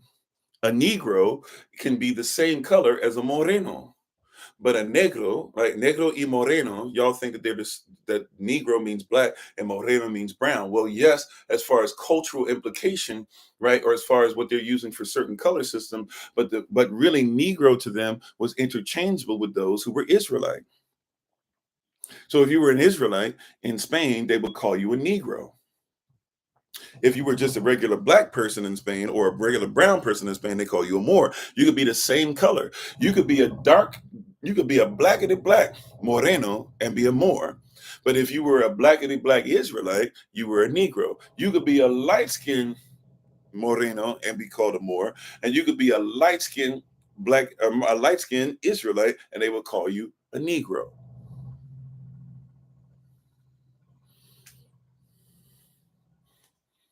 That was their culture. So when we use these terms, persons don't want to bring in, it's not as simple as, well, you're not as dark as blah, blah. I know I'm not as dark. My hair technically is not even black. My hair technically is not even black. If you look at it carefully, you'll see, especially when the light hits it, you'll be able to tell, okay, technically my hair is not even blackety black. I know. But when I talk about being black or talk about being Negro, I'm making a cultural statement. Right? Like, you guys know, we've talked about this before. If you look for the word pink to you, you're looking for a certain color. I'm not even sure if this is what y'all would touching the green on. I got an old box. I don't even know why I still have this thing, but I got an old box of Benadryl. Right? You look at this you call this pink, more than likely. I know some people be arguing over what colors are, blah blah, but more than likely you would say this is pink, right? But if you were to go to France, if you were to describe this, they would say this is rose, this is rose, because they look for pink coming from a rose. Now they see what you're trying to say, and yeah, you might even say this is more even neon pink or blah blah whatever, but we would probably agree that this is pink. But they would say, okay, this is rose, this is rose. I know why we needed the box. We need the box to make that example. Praise Yah, right? Right? But you hear what I'm saying? It's a cultural statement.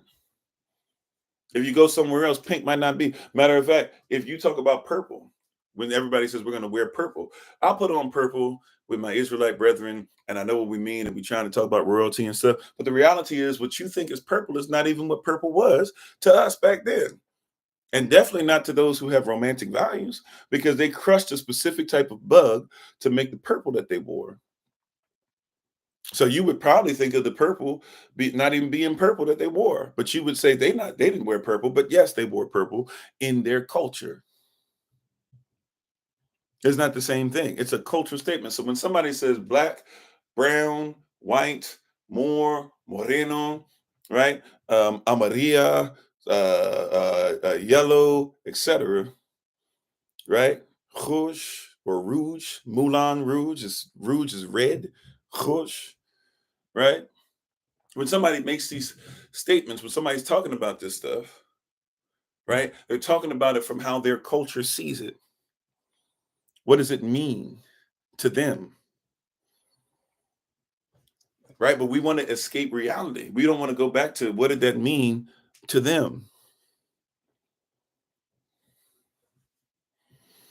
Do you know that there are persons that when they met, and I'm not saying this is righteous, hear what I'm saying? Said melanin encoded neurons fire faster. Okay, amen. But hear what I'm saying, right? On top of that, when there were persons who met, you know, there are West African branches of persons, West African nations of persons that when they met so-called white men coming in, they actually were sad because they saw their skin and they had never really seen anything like that before. And they thought that maybe, especially because some of their skin, especially in heat and stuff like that, and different things that they're doing and wearing armor and all types of stuff, when they'd see their skin sometimes that might even look pink at times, they would think to themselves, oh man, why, how are you guys living? They would actually ask them, they would say they thought that their skin, their outer layer of skin had been scraped off and they were living with their outer layer of skin scraped off. Because for them, if they had an injury and their skin got scraped, to them it'd be the same color as what they saw. They had no reference point for it. You see what I'm saying? Like two cultures colliding, you start having some interesting conversations, right? That have to take place in order for us to even recognize what the other person is. There are persons who, you know, would refer to you and I as painted at a certain time if they saw us for the first time. There's persons in West Virginia who, when you meet them, they'll look at you and they look at you strange, and still to this day, look at you strange. And the child, sometimes the children will come up to you because they've heard rumors about you. Maybe they've seen you on television, but they've never actually seen somebody like you. And they come. There's persons in Minnesota, same thing. North Dakota, South Dakota, same thing. There's persons all over the place. Never met a person with color on them, so-called color on them. And then they come up to them and they'll say something to you like, "Are you like that all over?" I've had a child ask me that. I think it's two children. I know Bishop T.D. Jakes is on record talking about how he had a child ask him that before. There's a lot of persons, you travel certain places. We had a belief system not recognizing that person still aren't in the culture or knowing what's there or having some of these interesting conversations. Yeah, are you real? I've seen you. I've seen about you. I've seen you on television. I've seen you in a book. I've heard about you. Some persons back then, you go further back in time, they might not even seen a picture or somebody like that. They heard that that might be a thing, and then they were even told they were painted them. There's even a thing in that movie, in an old school movie, Robin Hood, Prince of Thieves, with Kevin Costner and with Morgan Freeman, and I forget who else is in there. I think um, the guy who's, am I right that the guy who is the bad guy in it is, I think so. Yeah, the sheriff of Nottingham is the same guy, Alan Rickman, right? Alan Rickman is great in the movie, by the way. I know I'm not a big drama person or a big movie person, but hey, I used to be. But I give credit where credit's due. Alan Rickman, he, you know, he just did his thing in that movie. As far as definitely dislike him. Anyways, though, um,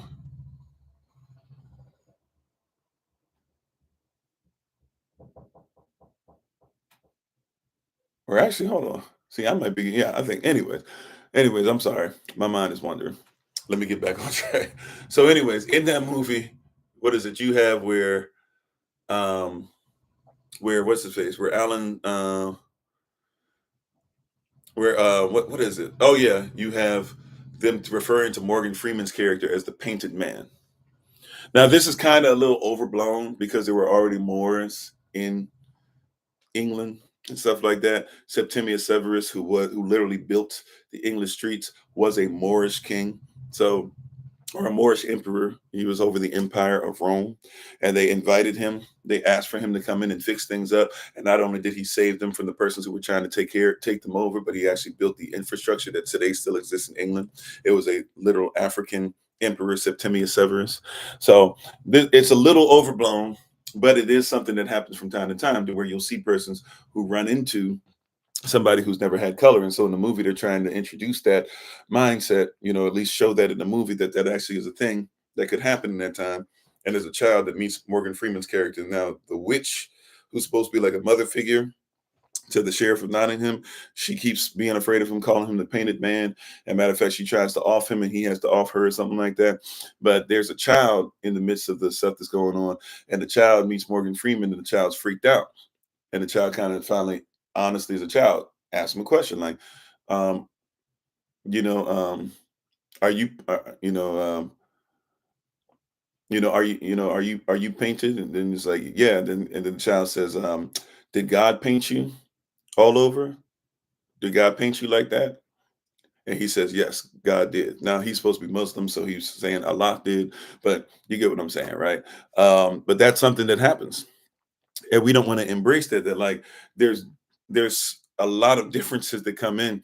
And the reason why color is a very interesting thing is because, number one, culture determines what color meant. And we don't want to talk about that we should actually have conversations about color, but it should be through the prism of culture. And then number two, the only reason why we're afraid to admit that color matters because the Most High created color. So it's not like the Most High is out here saying, I don't like you guys to be beautiful, and I don't want you guys to realize the beauty and variety that I've created. Hear me, beloved, right? The Most High is not out here talking about, I don't want you guys to see the beauty and variety of color I created, while he makes all these colored flowers and all the colorful skies and the colors in the rainbow, right? And Koshata and all this stuff. Like, it's really weird that we're getting to this place where we're like, oh, we want to be so distant because we want to, once again, escape reality. Because the reality is, if I say that Yah likes multiple colors, right, then I have to admit that there's multiple colors. Right? And that means that if we say something is Negro, it doesn't have to mean that it's black, like blacker than my hair. It just means it is Negro. And Negro or black or negro, etc. Those are things that are not determining that your color has to be, but it's talking about how we see it through your culture.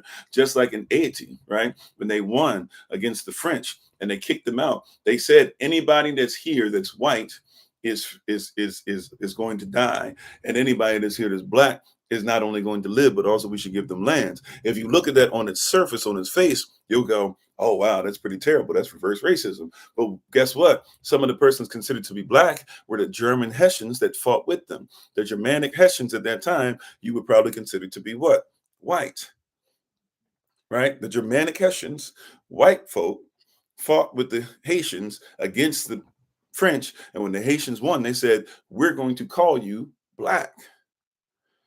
Why? Because we who are creating the culture, or we who are continuing the culture, or we who are coming into a newness of culture and making our own nation and taking our future in our own hands, we are going to determine what it is. And so we decide that black is beautiful. So we will say that you are beautiful by determining that you are black.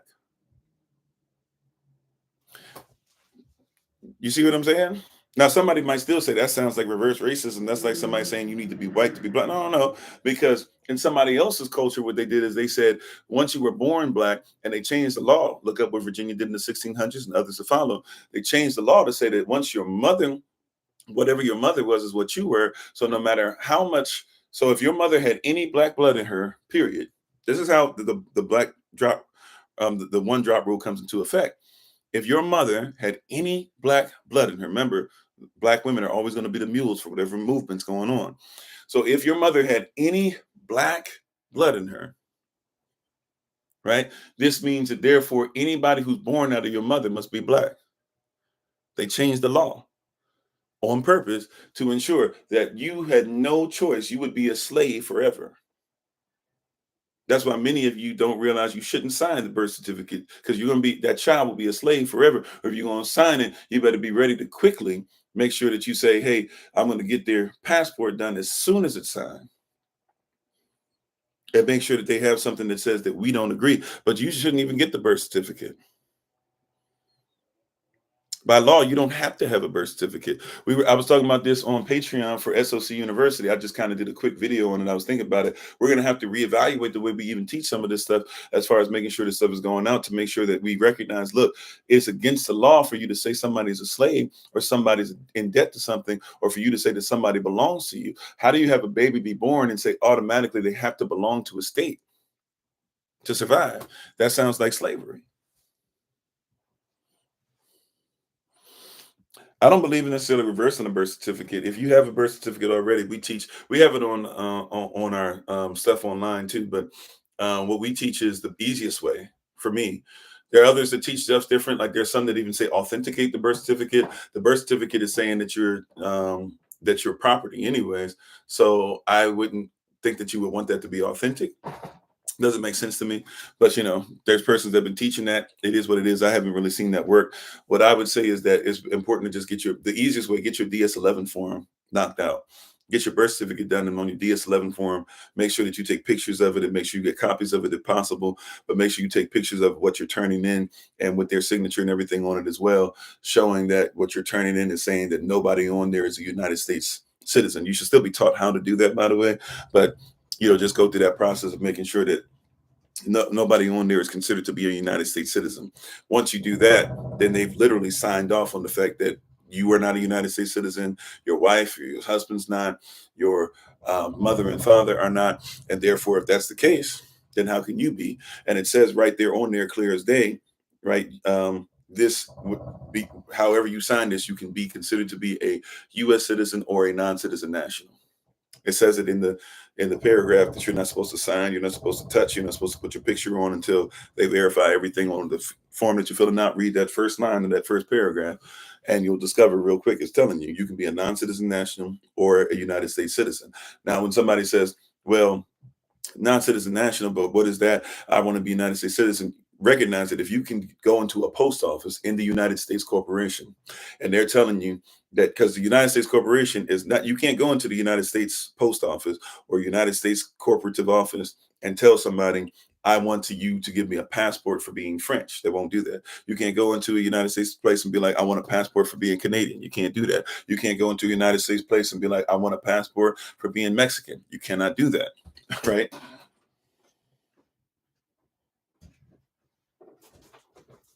Okay.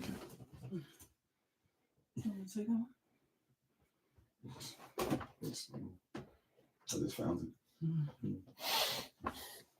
But anyway, thank you, man. But you cannot go into these places and get that. How you doing, brother TJ? Right now, you need to be taught how to do it. You need to make sure you know how to do it correctly. Everybody gonna go and just be like, I'm gonna just fill it out. You can't just fill it out randomly. There's certain things you need to make sure, because they've taken the ability away. It used to be you could just check off on there, I'm checking off United States, or I'm checking off non-citizen national. They've taken that spot off. So you got to be careful, right, how you fill it out. But I'm just saying that's the easiest way. So that's how I would say. When persons say they want to authenticate the birth certificate or even reverse, I'm not even sure what they mean by that.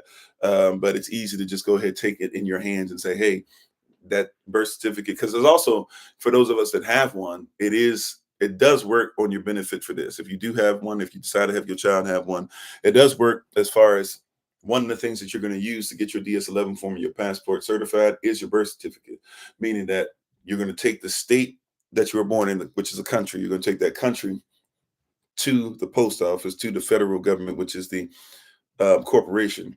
You're going to say the state, the country, the actual country has said that I do exist. And so I'm going to bring it to you.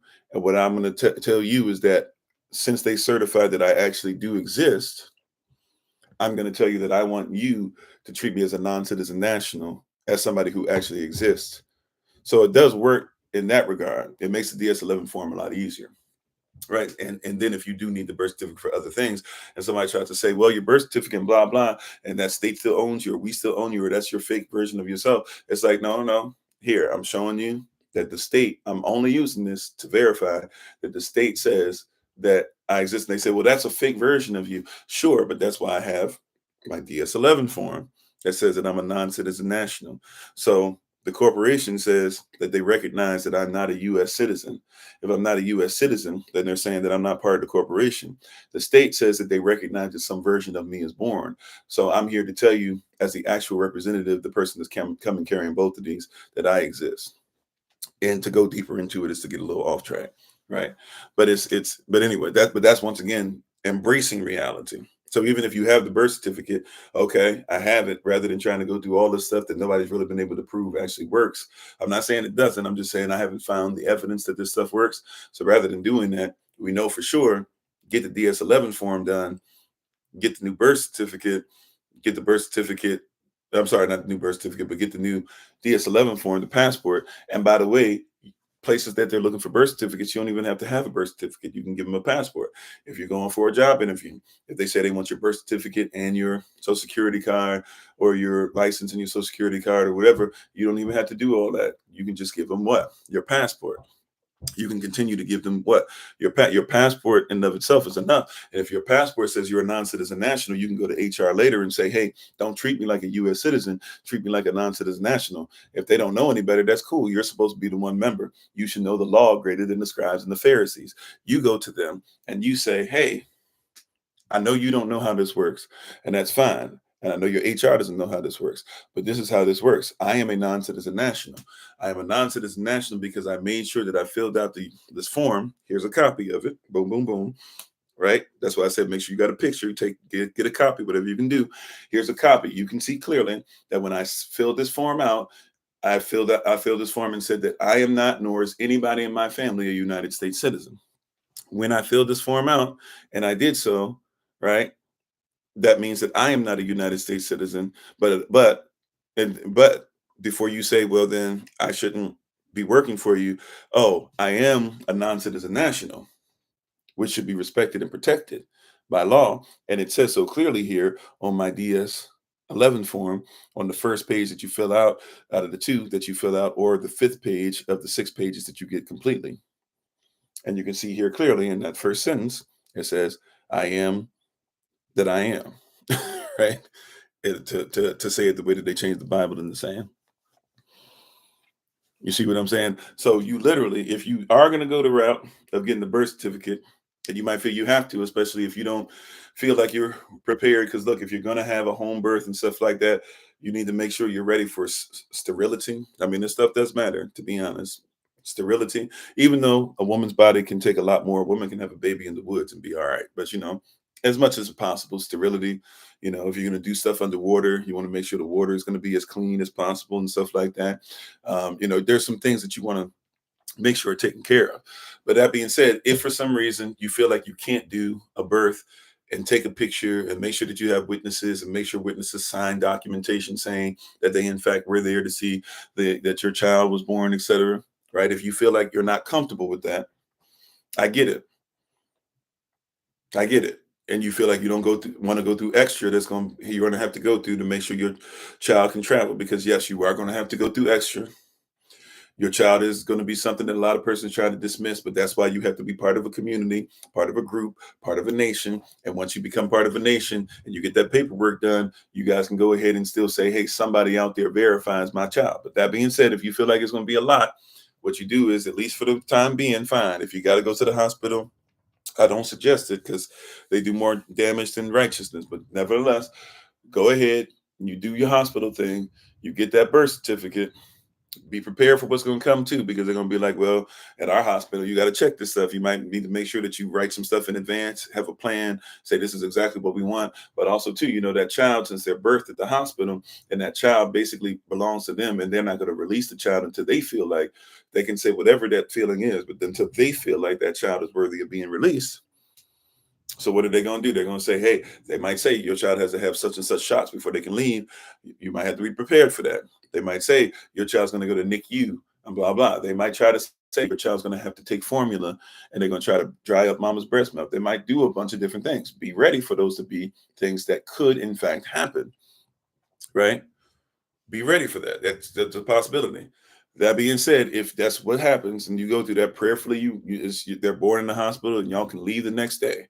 I know it used to be a woman shouldn't have to just leave where she gave birth, but you know what? Run. If you get an opportunity, have a child and run. But once you run, right, the reality of the matter is now you have a child that belongs to the state, and the federal government is coming if they haven't already forced you to get a social security card. Because you'll even say you don't want one, and they'll still give you one, right?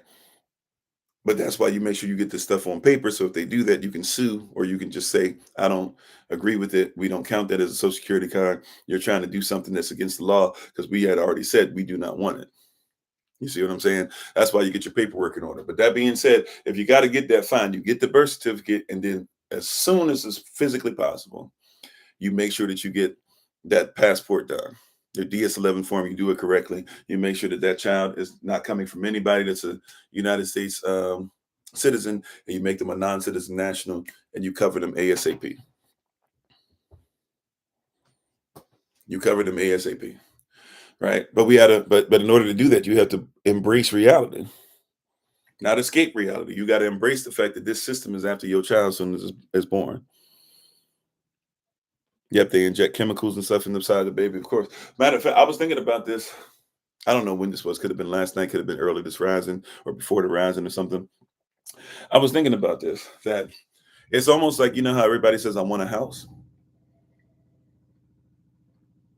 It's like, okay, if you want this house, cool. Just be ready that, when you get the house.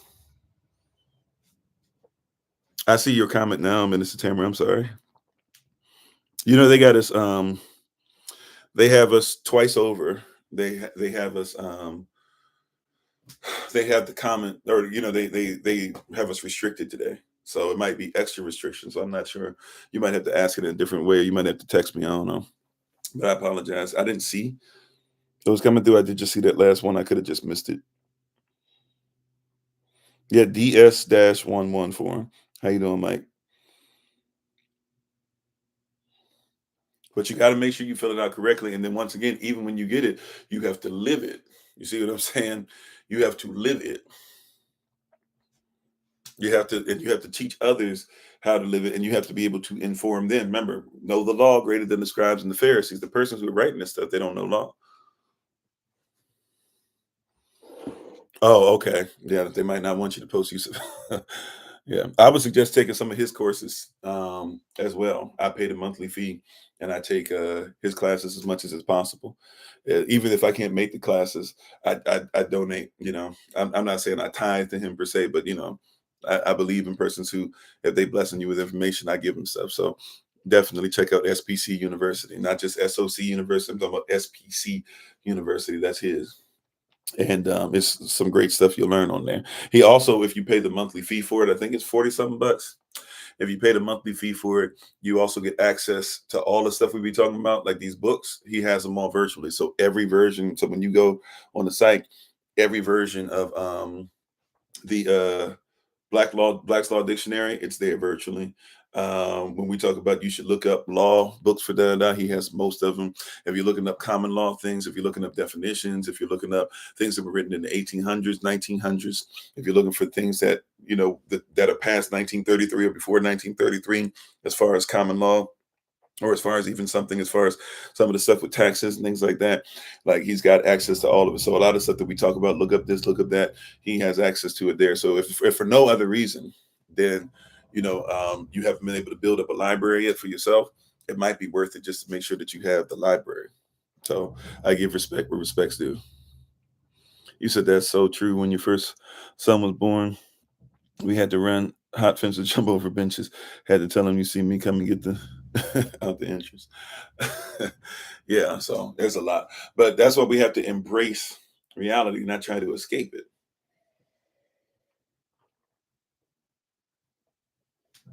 Right?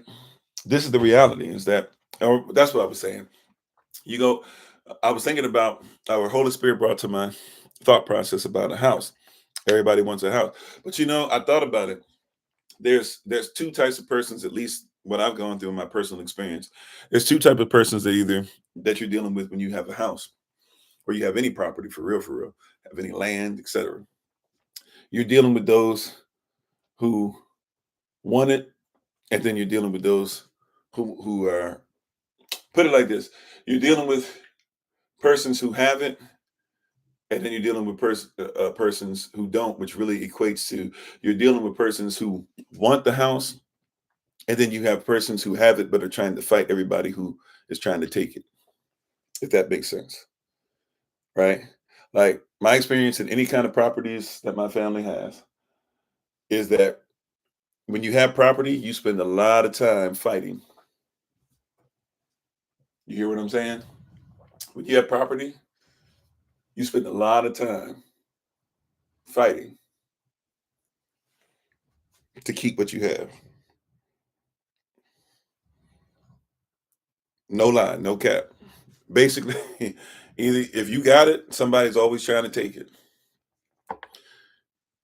Right? That's the reality. We try to escape reality. They just try to tell you, oh yeah, get your own house. Man, look, I'm not saying you should get your own house, but I'm just telling you, I wish I was more mentally prepared.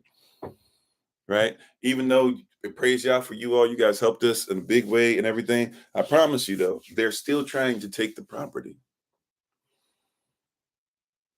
Just because we won doesn't mean they're not trying to find other reasons. Especially because it's not just us, it's all of us. It's all of our diaspora that's here. They're trying to take the whole neighborhood. So we fought not just for ourselves, we fighting for everybody on this piece. And they trying to get this whole thing. You know why? Because persons that are moving in around us are selling their stuff, the same thing that we just got for 20,000, right? I don't know how long ago now, 7, 8 years ago. They're trying to sell these things around us that are not even inhabitable for 300,000. That's before the work is even put into it, some of them. And so we know what time it is. We're starting to look, oh, they're building this here, they're building this here, they're taking this over. And so, right, and they made sure they put a black face on it. They put a black mayor in Baltimore, and his grandmother and grandfather don't live, but like right down the street, they're the ones that raised him. And when they started doing what they did to us, I literally called into him, was like, yo, you know that you're allowing this to happen where your grandparents live, right? Where you grew up, and this whole story you gave everybody is supposed to be nice. You about to let this happen to us, and we try to do the same thing that you was raised in. He got back to me, so respect. I didn't put him on blast publicly. He ain't make a big deal about saying we had conversation, and out of respect, it'll stay there, right? But like real talk, like not all skin folk is kinfolk, but also too a lot of these persons, here's the reality, they've been put in place to go ahead and get you to go ahead and give up what's yours. And so I'm trying to tell you, even when you get the home, I promise you, once you get the house, I wish I was more ready for the fight that comes with keeping the blessing. Now I don't have to fight it in the same way that everybody else does, but I do recognize it's still a fight. Anything and everything they can do, they're even coming up with laws for all of the persons that look like me over here, knowing that most persons are not going to be able to keep up with it. And they're asking the super wealthy to come in here and buy stuff that's not even worth what they're selling it for, because they're trying to price persons out. And the reason they can do this is because before that, they had gone ahead and brought the prices down for everything, because they boarded everything up and were selling everything away for like $50 a piece and stuff. They put some of this stuff, when we first got in here, they were burning stuff and putting it on fire. Had fire trucks coming through almost every night, and it was in order. It'd be this block and then this block, and then it wasn't even crafty. Right? It was very clear, like they're knocking out rows.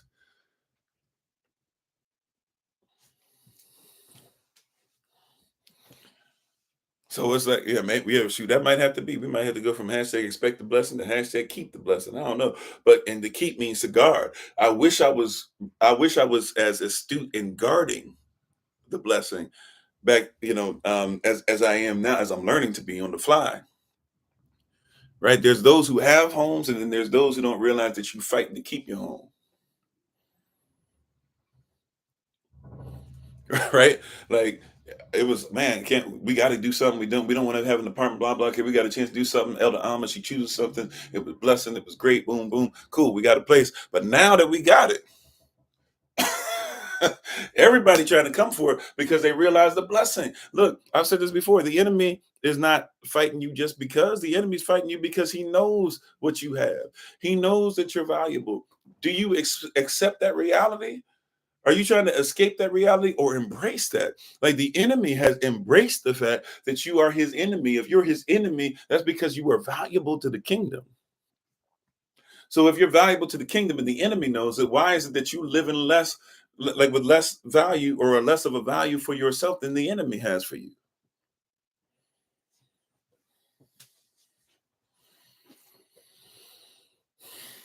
That's right. The enemy knows the truth. Thank you for the love. How you doing, Tabitha? The enemy knows that it took 12 to turn the world upside down. It's in your Bible. Read your Bible. It'll bless you. We're more than 12 last time I checked. It's time to start flipping some stuff. This is why you better not show up as Israel or graft into Israel. You know what really upset? Look, can I say this? We be talking all this stuff, and I know we go into some murky waters. And if you're not careful and you don't know my heart and you don't know what I'm talking about, you might think I'm this reverse racist, et cetera, et cetera. But you know, one of the scariest things, right? I'm not gonna call out any names, but obviously those of you who are part of this and we have relationship, you know what I'm saying is true, right? If you don't, let me go ahead and inform you. I won't call any names out this time, right? But I've talked to a couple of you and told you how proud of you I am of you because of this. You know, one of the scariest things for a so-called white supremacist society. You know what one of the scariest things is? Not just a black man, not just a black woman, not a black family. Those are very scary. They're high up on the list. But that's not what I'm talking about. You want to know one of the scariest things for a white supremacist society? This is gonna mess you up. And this is why we have to realize that we do have persons who are not allies. We don't want allies. We want persons who are grafted in, who become part of the community. Unity, yes, but watch this. One of the scariest things for white supremacy is to have a white person that's grafted into Israel.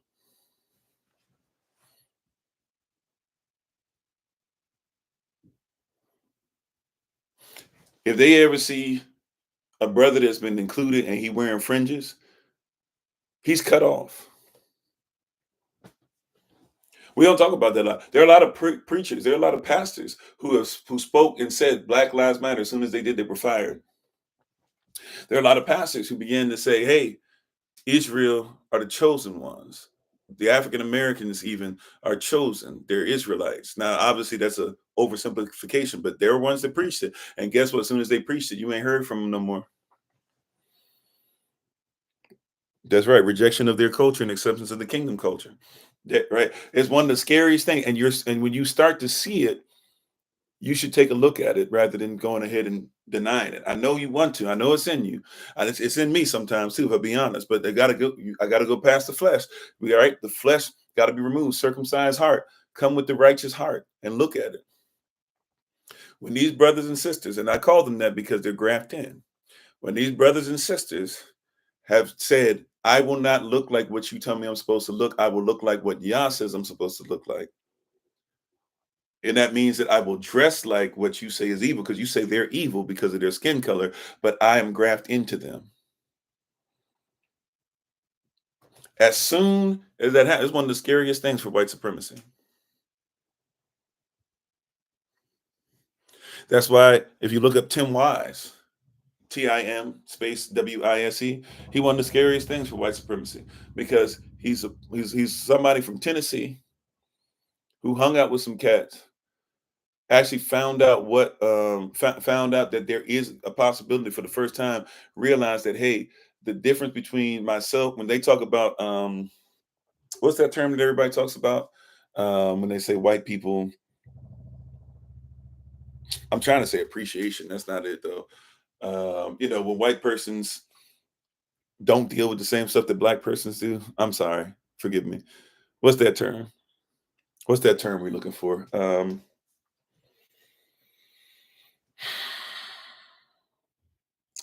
I don't know why this is a soft spot in my head, or a soft spot in my memory right now.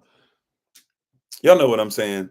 When white persons, I don't know why this term is missing. Privilege. Thank you. Tim Wise said that the first time he realized it was privilege was that he realized that he could ask his professor a question and not worry about it, because if they said no, they just say no. Meanwhile, his black friend would have never been in the position he was in, and number two, would have never asked the professor the same question, because if he did, he was worried about what would his professor think about all black persons. So when he said he saw that, that was the first time he said, "Oh, privilege." That was the first time when he got it. He said, "Oh, I understand now. I comprehend it now. That's what white privilege is. It's not that I don't. I'm not. It's not that I was poor." Tim Wise, he said his parents still lived in the same apartment when he started going to college. He lived in the same apartment his whole entire life. One that was kind of jacked up. All this. He was like, "It's not about that. It's about the fact that literally I can ask a question and never think how does it affect the rest of us. Because if Tim Wise just ends up doing bad, Tim Wise was bad. But if Tim Wise's friend did bad, black folk do bad." Right? When he starts speaking like that, and could have made a lot of money speaking on something else, very articulate, very great, very funny. His presentation is great, great orator. He has decided, though, that it's more important to speak up for truth.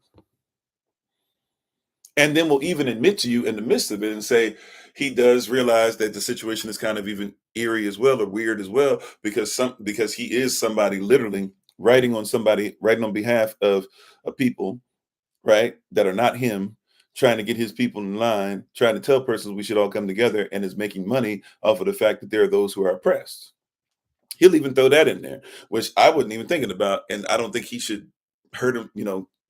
He's telling the truth. He's living the honesty. He's doing it for a righteous reason. But so I wouldn't even think. But he even will tell you, I even feel some kind of way about that. I get that, right? That literally by me doing it. This is why persons don't like Jane Elliott. Jane Elliott got death threats from a community and had to move out because she used to teach the children. I forget what she called it, but she used to basically every year, right, in the 60s when she's a teacher, she would teach her, and she still is a teacher, but as a teacher back then, she would teach her kindergartners, I believe, every year about acceptance and this and that and all these things or whatever. And she would have them build a teepee, and they would have these sayings that would say, and then all of a sudden 1968 happens, right? And Reverend Dr. Martin Luther King Jr. is shot later on to be suffocated so that he couldn't come back, or that he couldn't be in existence or become some martyr that it drug out and drug out and drug out, right? And when she hears that he's been shot, her world crumbles. In her mind, she said he was I didn't say he is. I said in her mind, that's her testimony. She said he was an ultimate righteousness. There was none. He was as perfect as it got, as far as she was concerned. And she found out that he was shot. It hurt her. She fell down just about in the kitchen and everything. She lost it. She was hyperventilating, and she decided that she would teach her children better. And that's where you had the whole blue eyes, brown eyes experimentation. For those of you who know about the blue eyes, brown eyes experimentation, that's what that came out of. And when she started to teach out of that, they started to threaten her family, and they had to run to another place to live. So if you go look up the blue eyes, brown eyes experiment, where basically, literally, she would have a day. It was either a day or maybe a half a day, but it didn't take that long. I don't know if she even did a full week eventually, but she's done some even with adults, and it's difficult for them to take. Where she'll literally just have everybody in the room. Black persons don't really participate; they watch, and they start even kind of smiling, not because they're laughing at it, but because they're like, I think you're finally going to see my pain. And they see her go through the experiment, and you'll see persons freak out because she'll be like, today, for this time, all the blue eyed persons are bad and all the brown eyed persons are great. And then she'll say all the brown eyed persons are bad and all the blue eyed persons are great. And she'll have them have to look at each other in these experiments. And people will freak out. I give them an hour. Some of them start to freak out. They'll start yelling, they'll start cursing, all this stuff or whatever, and she won't break stride. She's mean to them. They start saying some stuff. Well, you're this, and I can't believe you would say that. Then get out. You're just a little blue-eyed anyway. She'll say it on the way. You're just a little blue-eyed anyway. Go ahead and get out. If you can't take it, I knew you couldn't take it anyway. You're just a blue-eyed. That's how she'll talk to them. Trying to get them to comprehend, right? That really, I don't think persons catch this. The devil is using color as one of many different things. He uses hair, he uses color, he uses age, he uses wisdom, he uses red pill, he uses misogyny, he uses misandry, he uses LGBTQ plus, he uses all these different things, right? But she's trying to show you that really I could take anything and to make you look stupid if I wanted to. I could take anything and make you look intelligent if I wanted to. Oh yeah, UK or yeah. I think it was. I don't remember. You're right. It was either in the UK or Australia. I feel like it was UK, but I could be wrong about that. But yeah, and they tried to jump her. She has to have persons that protect her. And this is why, once again, it goes deeper than black or white. In a lot of circles, I don't think we should do this, by the way, but in a lot of circles, Jane Elliott, she get a plate at least at the cookout, and we protect her. She must be protected, even though she disagrees with some stuff on that 8-word that rhymes with extortion than I do. If Jane Elliott was in my presence and somebody came for her, she must be protected at all costs. The work she's put in is a lot more work than some of us have put in, for real. And the fact that she was willing to have her community, her neighborhood, her community, her children went through what they went through, her husband went through what he went through, right? She must be protected. You said you'll make her a plate. Yeah, she got to be protected, man.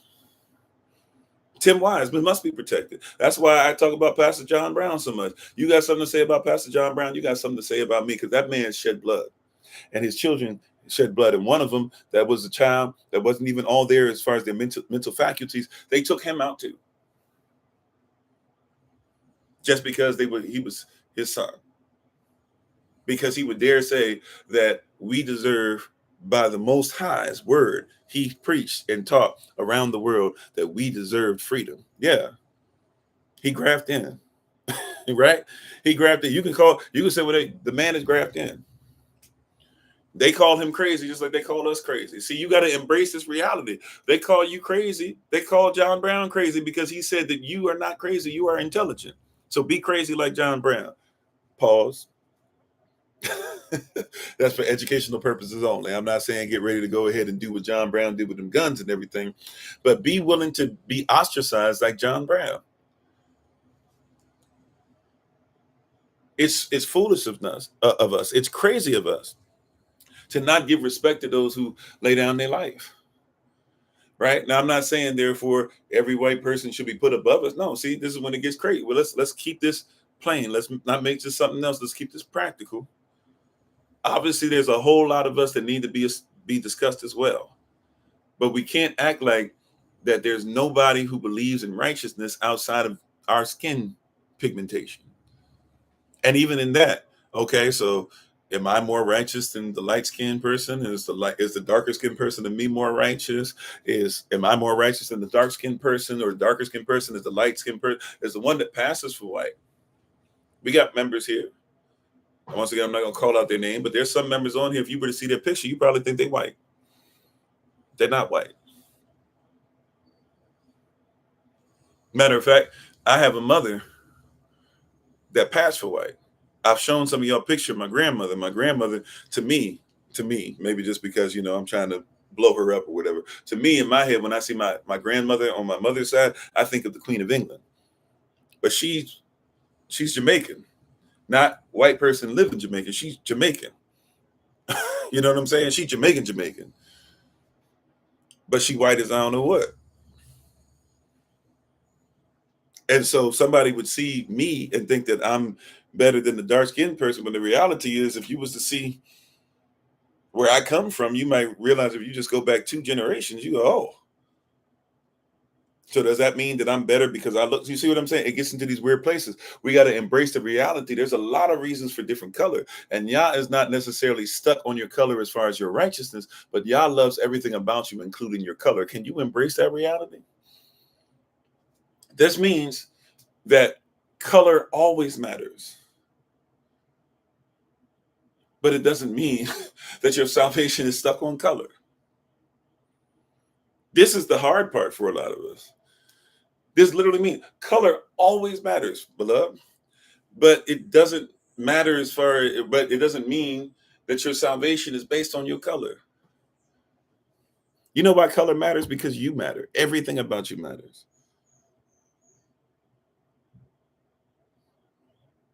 Everything about you matters. Your hair matters. Every word that you speak matters. If you got black lungs, I bet you we say there's a problem. No matter what color you are on the outside, you better not have black lungs. You hear what I'm saying? No matter how white or black you are, you better not have gangrene. That's a problem. Color matters because you matter. You got to take the right mind and put it over this matter, though. Your spirit is over the matter. Your mind, your pneuma, is over the matter. So yes, my spirit is more important than my color, but my color still matters.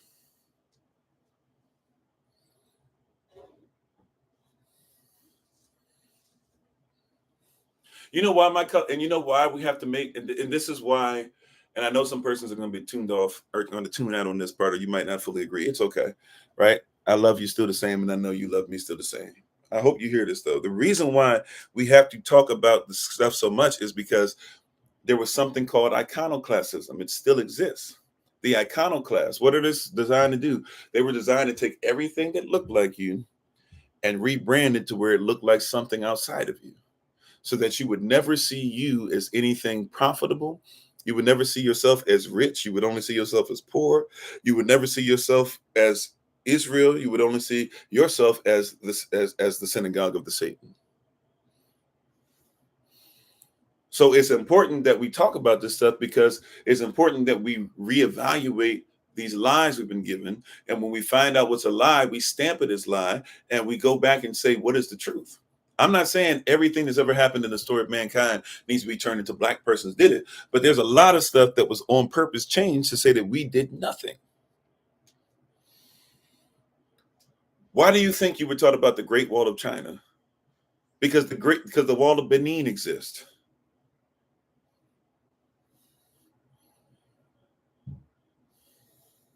Why were you fed a lie that the Great Wall of China can be seen from space? Because the Wall of Benin exists. And if you were to ever discover what Benin is, you would realize that China ain't that great. I'm not trying to be against Chinese person, but hear what I'm saying. If you're talking about comparatively, you're going to realize, oh, well, Benin, wow, they really have stuff going on. If we were to tell you, see, watch this. Why is it that you're so into here talking about like think about this? Why is it that you're told to make sure that you get as much gold and this and that and how much gold is and blah blah, and you guys have never known about gold, this and that? Because Mansa Musa exists.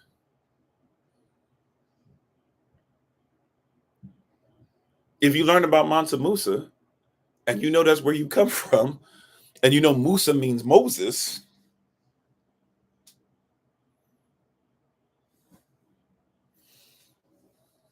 right? Why are you taught why are you never taught why are you taught about great Roman vessels and great Roman ships, but you never talked about Carthaginian ships, which pound for pound considered to be the greatest things to ever exist as far as exploratory ships? Why is it that you know about Polynesian, and Polynesians and black folk hate when they're compared to each other, but the Polynesian, the Melanesian, and the Austronesian are the same persons? They're the same people.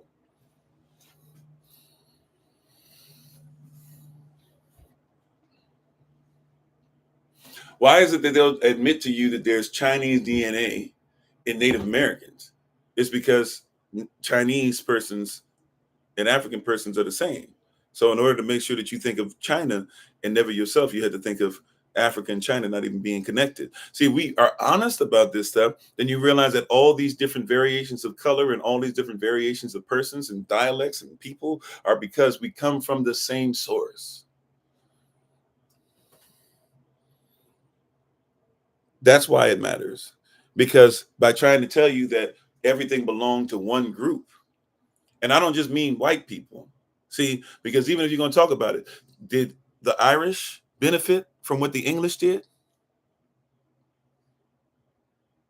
The English are still in Ireland. That's why we say free dairy, not Londonderry. They're still Northern Ireland and Ireland because England still won't give Ireland back the land. You think that those that are Welsh, everybody in Wales is excited that they're part of the United Kingdom? You think that all Scots, that no Scots, or actually, hold on, Scots. Sorry, I'm about to say the wrong thing. No, am I right? Yeah, that the Scottish. William Wallace. And even before William Wallace, there was actually a guy named Andrew Murray. You actually want to learn about Andrew Murray if you want to actually learn about that culture. But nevertheless, right? William Wallace. Thank you, Ben. Yeah. So you got Scotland, you got Wales, you got Ireland. When you say United Kingdom, they're still saying they own other places. Britain or England is different than the UK. And even the British, right, are owned really by what? By those who are coming from Septimius Severus and others who are Roman, are coming from those who are actually Visigothic and Frank, right, coming from Normandy and taking their land and offing half the persons who were there.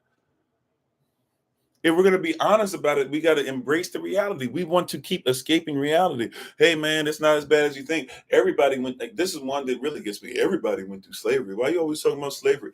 Everybody went through slavery. Come on, man. Okay, everybody went through slavery. So what? That's like saying every group of persons has probably had some woman that's been forced to do something against her will. Should we not make sure that we speak against it, though? Should we just let it keep happening? Yeah, they call themselves Great Britain, right? I mean, if a woman is having something forcefully taken from her like that, should we embrace that? Should we embrace at least the reality of it? And should we say, hey, we're not going to allow that to happen anymore? We're not going to ignore that it happened. We're not going to just say, well, many women have had that happen to them. Number one. But then number two, are we going to embrace the fact and be like, hey, these persons were never allowed to fit in like you guys were? Because the Irish persons who came here who fought with us, and some of them were put into the same breeding camps. They said, hey, if you'll stop fighting against us with our property, then we'll go ahead and we'll let you be poor versions of us. And then eventually they got into places of power. They became your police officers. They became your lawyers. They started stuff like the YMCA. That some of you can't even tell the difference now. It wouldn't fight like your ancestors fought.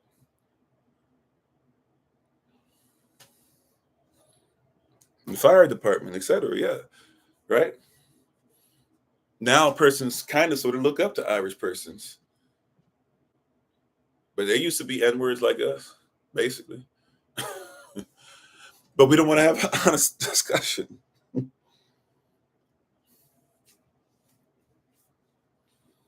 We can see today clearly on TikTok, they didn't want us to have an honest discussion. But they don't want us to have honest discussions considering this. Like, yeah, color matters, or even what's happened to persons that matters, even the bad things, yes, the positive things happen as well. The positive things happen as well. But I'm just going to be honest, right? I'm going to be honest with you. When somebody says, you're always negative, I have to go. Do you know that for my people, they have been so steeped in traditional scathing, contempt, and scorn. They are so steeped in it that in order for me to tell them that they are righteous, to tell them that they are beautiful, to tell them they are awesome, I have to actually go through and reach into scalding hot material.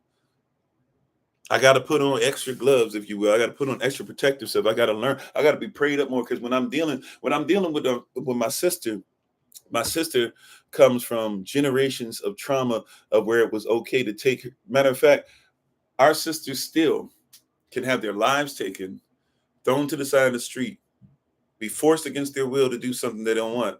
And somebody will say, why were they wearing that? Or even some of our people will go, why were they dating a person that doesn't look like us? Like I have to, that's what I have to do. I have to deal with that in order to uplift my sister who feels that unprotected.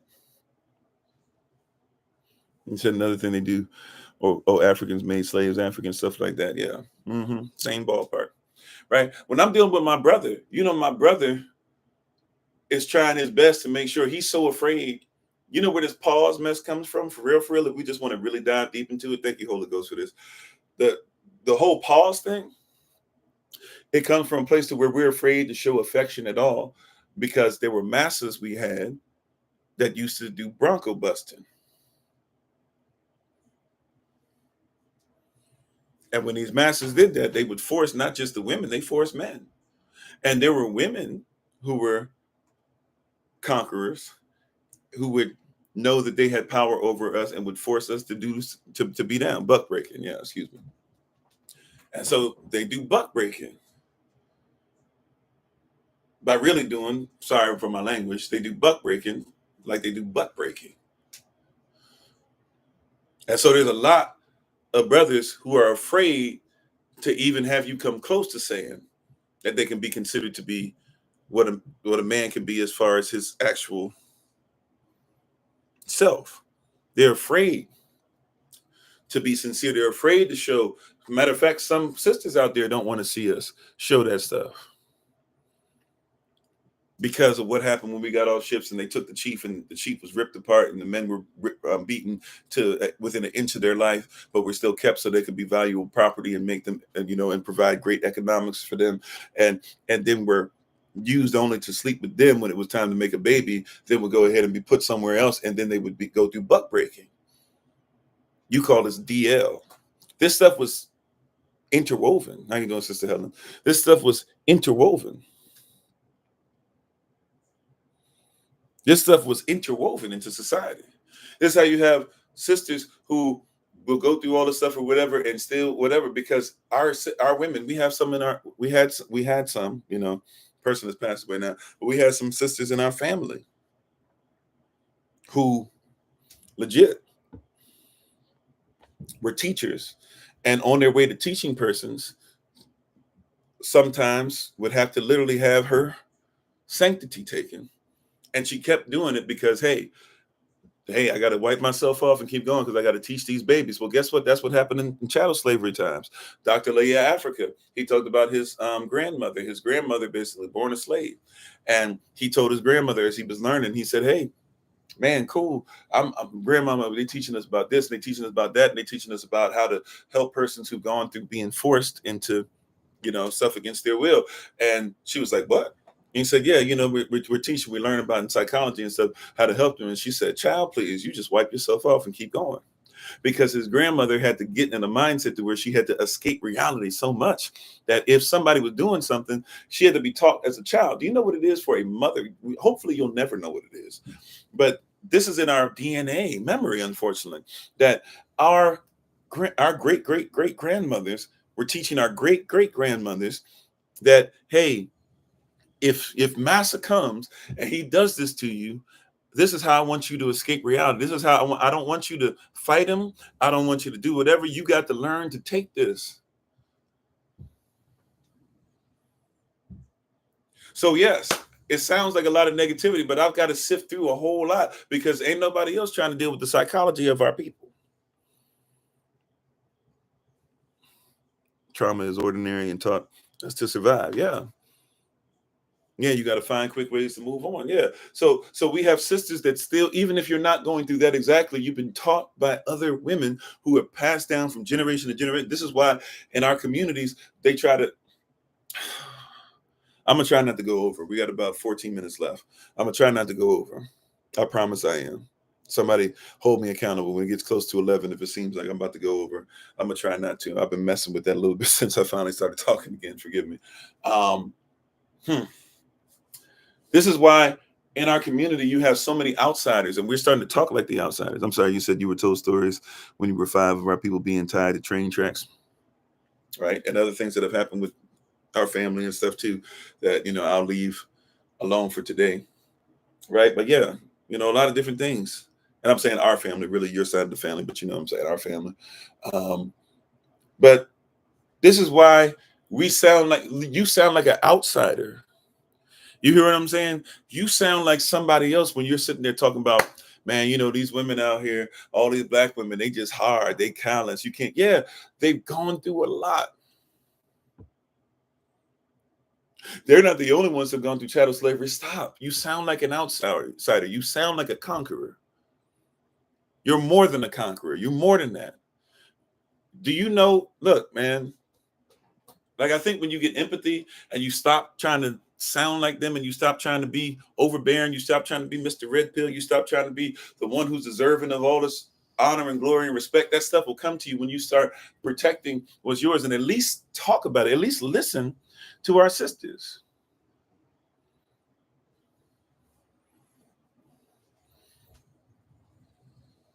Right? When I recognized one day, I was like, man, Elder Alma was calling me a lot on the day. And then, this before Solomon was even here. And she's calling me, and I'm just sitting there, and as a guy, this is me as a guy. And I believe I was somebody even back then really thought about this stuff, really cared. But once again, I don't live in a woman's skin, so I don't think about stuff like this, right? I'm 6'5.5", black man, and I know a lot of persons look at me as evil just because of that. That being said, I also know I'm 6'5.5". If I got to, I'll take care of what I got to take care of, right? If I got to scrap, I got to scrap. I'm all right with that, right? But she keeps calling me that night, and I'm like, why is she calling me? Why is she calling? And then finally, the Holy Ghost said, like, hey, she's calling you because of what time it is. And I looked outside, and I realized, I hadn't, she wanted to go somewhere. I forget where she was at the time. She could have been the gym, could have been out with her friends, could have been she just wanted to go shopping. I don't know. But she was taking time to herself, whatever. But then I realized she was talking to me. She was FaceTiming me, and it's dark outside. And even though she might just want to talk too, right? Men don't always just think maybe she just wants to talk and I should just listen. But sometimes too, it might be a thing of where like, hey, your wife, your sister, your mother, your right is outside in the dark and may not necessarily feel the same safety that you do. And the fact that she could even just hear your voice or know that somebody who cares about her, who's willing to protect her, is there listening, you go, wow, okay. Right? Like that's the power of empathy. Think about how much stuff has happened to your sisters, to your mothers, to your grandmothers over centuries, and how they've had to raise each other to try and be stronger than you.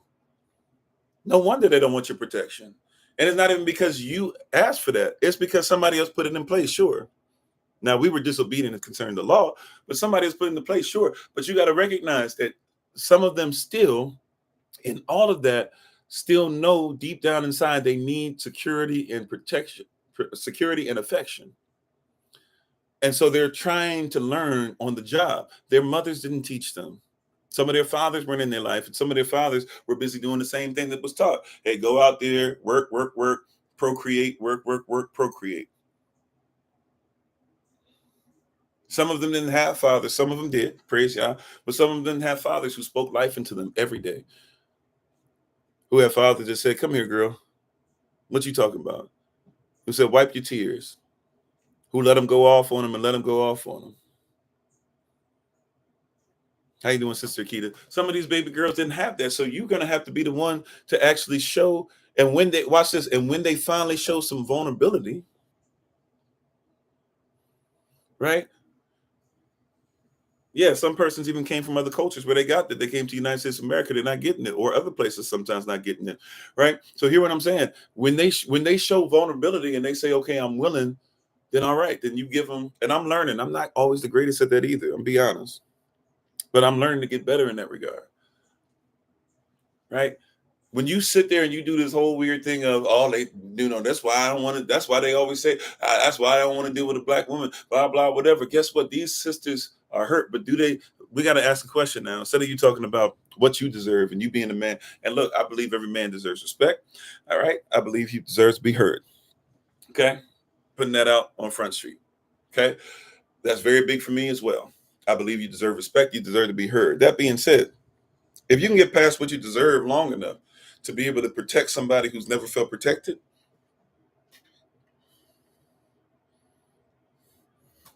watch you start getting different results. Okay. Uh, do you know why a lot of these Negroes that you keep being like, how they keep getting with losers and blah blah, and they get, but you know what? A lot of these guys, they fake like they're gonna protect, even if they're not going to. Sisters, don't fall for that okie doke as well, and thank y'all for the love. Sisters, be careful that you don't fall for that okie doke either. But a lot of these brothers out here, they've learned if I can just make her think I'll protect her, and I can give her affection for a little bit, it's gonna give her a lot more than what she's ever received in life. There's a lot of sisters who left bad men, found great men.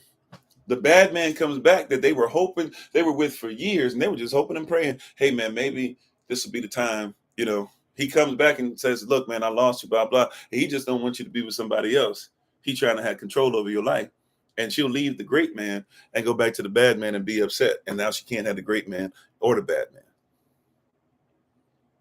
Because there's somebody out there who knows that our sisters are so unprotected that all he got to do is fake it. When they're going through, when you're doing all this stuff or whatever, then all of a sudden he'll fake it for a little bit. He fakes it for a little bit, and then you go, oh, okay, great. He's there for me. And then you go into him, and then all of a sudden he starts, you got to be careful. There's a lot of guys that do that. There's a lot of guys who are on some stuff like, hey, you know what? I know how to string her along. There are some guys that are listening to me, if we be honest, who have done it and have had to repent. Because they learned that sisters didn't want to be protected anyways, except for when they want a little bit of it. So they learned, that's why they started flashing cash, and they started doing all. That's why a lot of brothers approach like that. They approach with the cash and stuff because first thing they're thinking is you looking for security before anything else. And you think that security is only finances. And might I say this, might I add this real quick? If your only thought process of security is financial, if you think that leadership only looks like money, or if you think that leadership only looks like what you see now, you're not. I'm sorry, but you've never been under true leadership. What did you say? You said you would stay by yourself until the right one comes. Amen. Just some women only want money and not the man. That can be for some, but also too, because that security is a big deal. And hey, if some persons aren't going to give affection, right? Because even when y'all be thinking that women, this is on the flip side, you know how persons would be like, she for the streets. I could use some other colorful language, I will not. But they'll say like, she for the streets. When you think that girl is just for the streets, or she just straight chicken head or whatever, what's really going on is that when you seeing that aspect of her, when you're seeing only the sexuality, if you will, that she's dealing out of, she's not giving you affection. She's giving you sex. She knows that your number 2 need as a man is sex.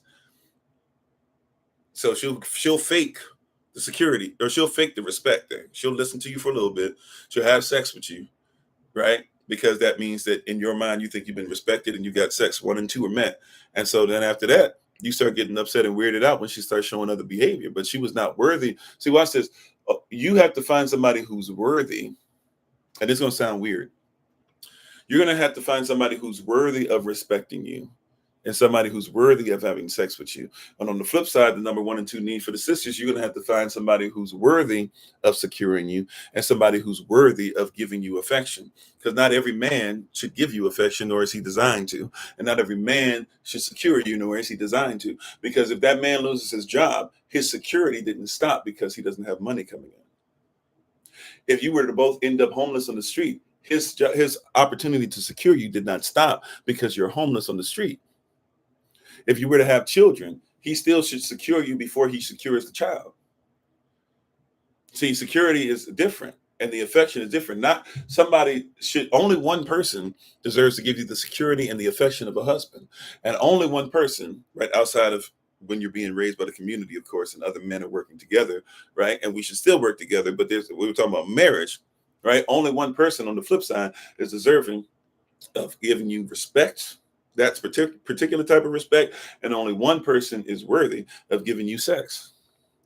And if men comprehended that, we would treat sisters a lot different. And if women comprehended that, we would treat brothers, or you would treat brothers a lot differently. Only one. It goes back to that word we were talking about earlier, integrity, to be one. You cannot have integration without integrity, without oneness. He said money isn't much security if that's all he's willing to give. It's stated. Yeah. I mean, look, some of y'all sisters know the game. Some of y'all sisters, you ain't got to admit, you ain't got to say nothing. Some of y'all sisters have been in front of men that make a whole lot of money and were doing all this stuff or whatever. After a while, you said you needed more. Right? You said how much of embracing reality involves artificial intelligence. Don't they say emotions are or can be a form of artificial intelligence? I don't know if emotions are artificial. How you feel is how you feel. It's like when people say facts over feelings. No, facts aren't over feelings. Feelings are factual. Even if your feelings are based off of something hypocritical, if they're based off of something evil, if they're based, whatever, how you feel is how you feel. Somebody trying to imitate it is a lie. And so, yeah, anything that's artificial is a lie. Right now, if we're not careful, artificial can manifest its way into where it starts to become your reality. But embracing the artificial is never embracing the reality. It's embracing the virtual reality. It's embracing the false reality. But I would never say that embracing something artificial is real. Right? Embracing, saying to yourself, I can't go past this moment in time, as if Yah can't heal all wounds. And if you don't have an eternal purpose that's greater than just this time, and somebody doing that, that's an art, doing the next step, which sometimes is unaliving themselves. That's an artificial mindset. That's an artificial emotion. Or put it like this, they actually are having a real emotion, but they're emotional over the artificial. Right. And so if I were dealing with somebody, if I've contacted persons who tell me, yeah, I feel like I'm this close to taking, my life or blah, blah, whatever. I've had deep conversations with persons and we go to the emotion. First, how are you feeling? I'll ask questions like they don't think I'm probably going to, how are you doing? And they go to a place artificial. Now, this is artificial. It's not necessarily the emotion is artificial, but they'll try to give me an artificial emotion. They'll go to a place, they'll say, oh, I'm doing all right. And I'm like, in my mind, I don't say it, but in my mind, I'm thinking, you can't be doing all right because somebody just told me that I need to call you because you were talking about taking your life. I won't go into it though. I start asking questions and then I get them to open up about how they actually emotionally feel. And then once we get there, then let's see what is that based upon. And then let's see, do you actually agree there's a possibility that things can look up? And if so, then I ask them. I don't tell them. I ask them like, hey, can you give me one more day to try? Can we talk tomorrow? You see what I'm saying? Like, can we get to tomorrow and let tomorrow take care of itself and just believe that if you turn the page, if you wake up, that you'll actually still be here and things could possibly look better. And the fact that somebody's checking on you might mean that your life is worthy. You see what I'm saying? Right.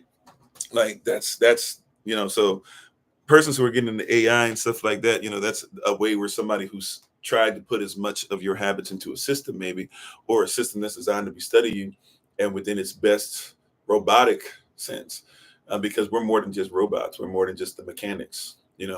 Um, they can put melanin on a computer chip, but we can produce melanin from something more from something smaller than the computer chip, right? Your third eye, so to speak, your eye of Horus, so to speak, that persons like to talk about.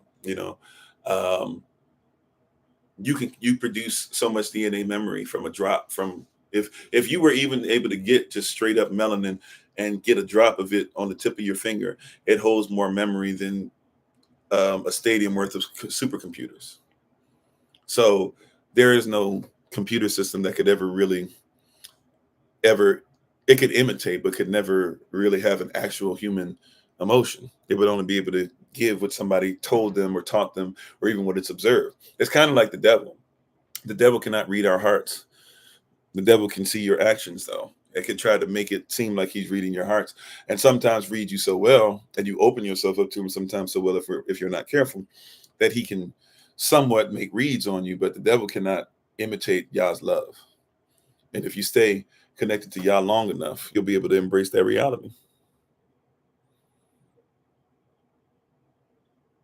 Right. By the way, I'm not somebody I kind of was. I'm loosening up a little bit because I realized just like, previous person you said about the internet, that they said about social media and all this stuff. Hey, you'll never be able to or what is it? Basically, they used to say you shouldn't get on anything on the internet, like and preach a word, do anything because the internet was evil and social media was evil, and it's a tool, right? We can choose to use it correctly or incorrectly, but it's a tool. It's like a hammer. By the way, I meant to share this the other day. This upset me so much. I don't have my hammer with me. I don't think I do. Do I have a hammer? I end up having a hammer in almost every room now for some reason. But anyways, did you know this upset me? We're finished. We're finished. Prayerfully, you got what you need to out of Embrace Reality. I'm just putting this out there. This like really frustrated me. This upset me. I'm just sharing this with you. Whatever. Did you know that you could take that the hammer, right? You know how the hammer has the blunt part. You're supposed to make contact and hammer it in, right? And so what you're supposed to do is you're supposed to take the nail, put it in between your fingers, take the hammer and hammer it in. Hopefully, you got enough skill where you don't hurt your hand, right? Did you know that's not correct? Did anybody know that's not correct, brothers? Did anybody know that's not correct? And if you did, I'm mad at you. I'm just joking, but I'm mad. I just found this out.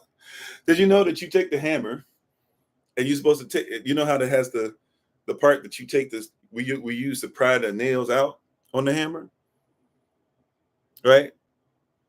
Oh, you had a hammer. That's right. You had a hammer under the pillow. Did you know that you're supposed to take the hammer, right, and you flip it to where the blunt part is facing you, like the part that you normally hit into the wall. You face it where it's facing you. You take the nail and you stick it up where the nail is up against the handle, and then you slide it into where it locks into that place that you be prying stuff out, and then you take that and one time you put it into the wall, and it sticks, and then you turn it around and you start hammering it in the rest of the way. I wish I had a hammer in my hand because I don't know if it's making sense. If I were to try to show you with anything else, you got to really see a hammer. But yeah, I don't have one up here. But just imagine, right? Just imagine like this is the blunt side. I know this is a wrench, but just imagine I had no clue. I had no clue, right? Right. Now, I'm not obviously somebody who's all that handy all the time, right? I'm getting better because I'm having to learn how to take care of stuff as I get older. But imagine this is the blunt side of the hammer. You're supposed to hammer in with this side, right? And this side is what we use if we try to take the hammer out. We take it and we pry it out of the wall, right? But what you're supposed to do is you're supposed to take the nail and stick the nail in here. Where the nail is stuck in here, right? I can't really show you without the hammer, but hopefully you get the context. Literally, you're supposed to take, let's say you got a nail, right? You take the nail and you're supposed to put the nail on the side that you normally pry out of. You put the nail and you put it against, to where it goes all the way against the handle, and then it pries itself or whatever.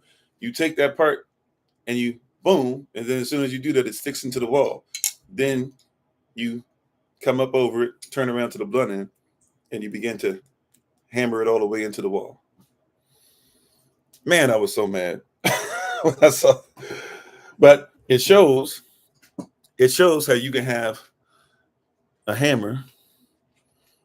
It shows how you can have a tool. It shows you how you can have the word even, right, and not study and not be righteous.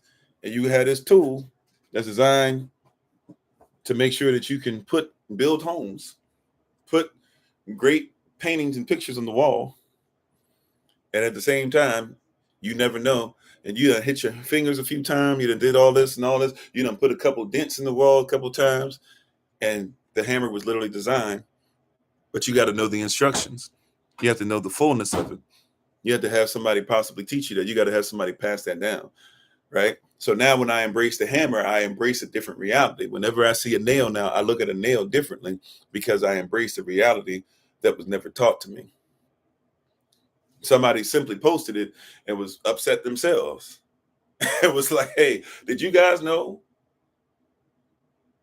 And when he showed, as soon as he showed the nail went into the hammer and it locked, I already knew what was coming up next. I was furious.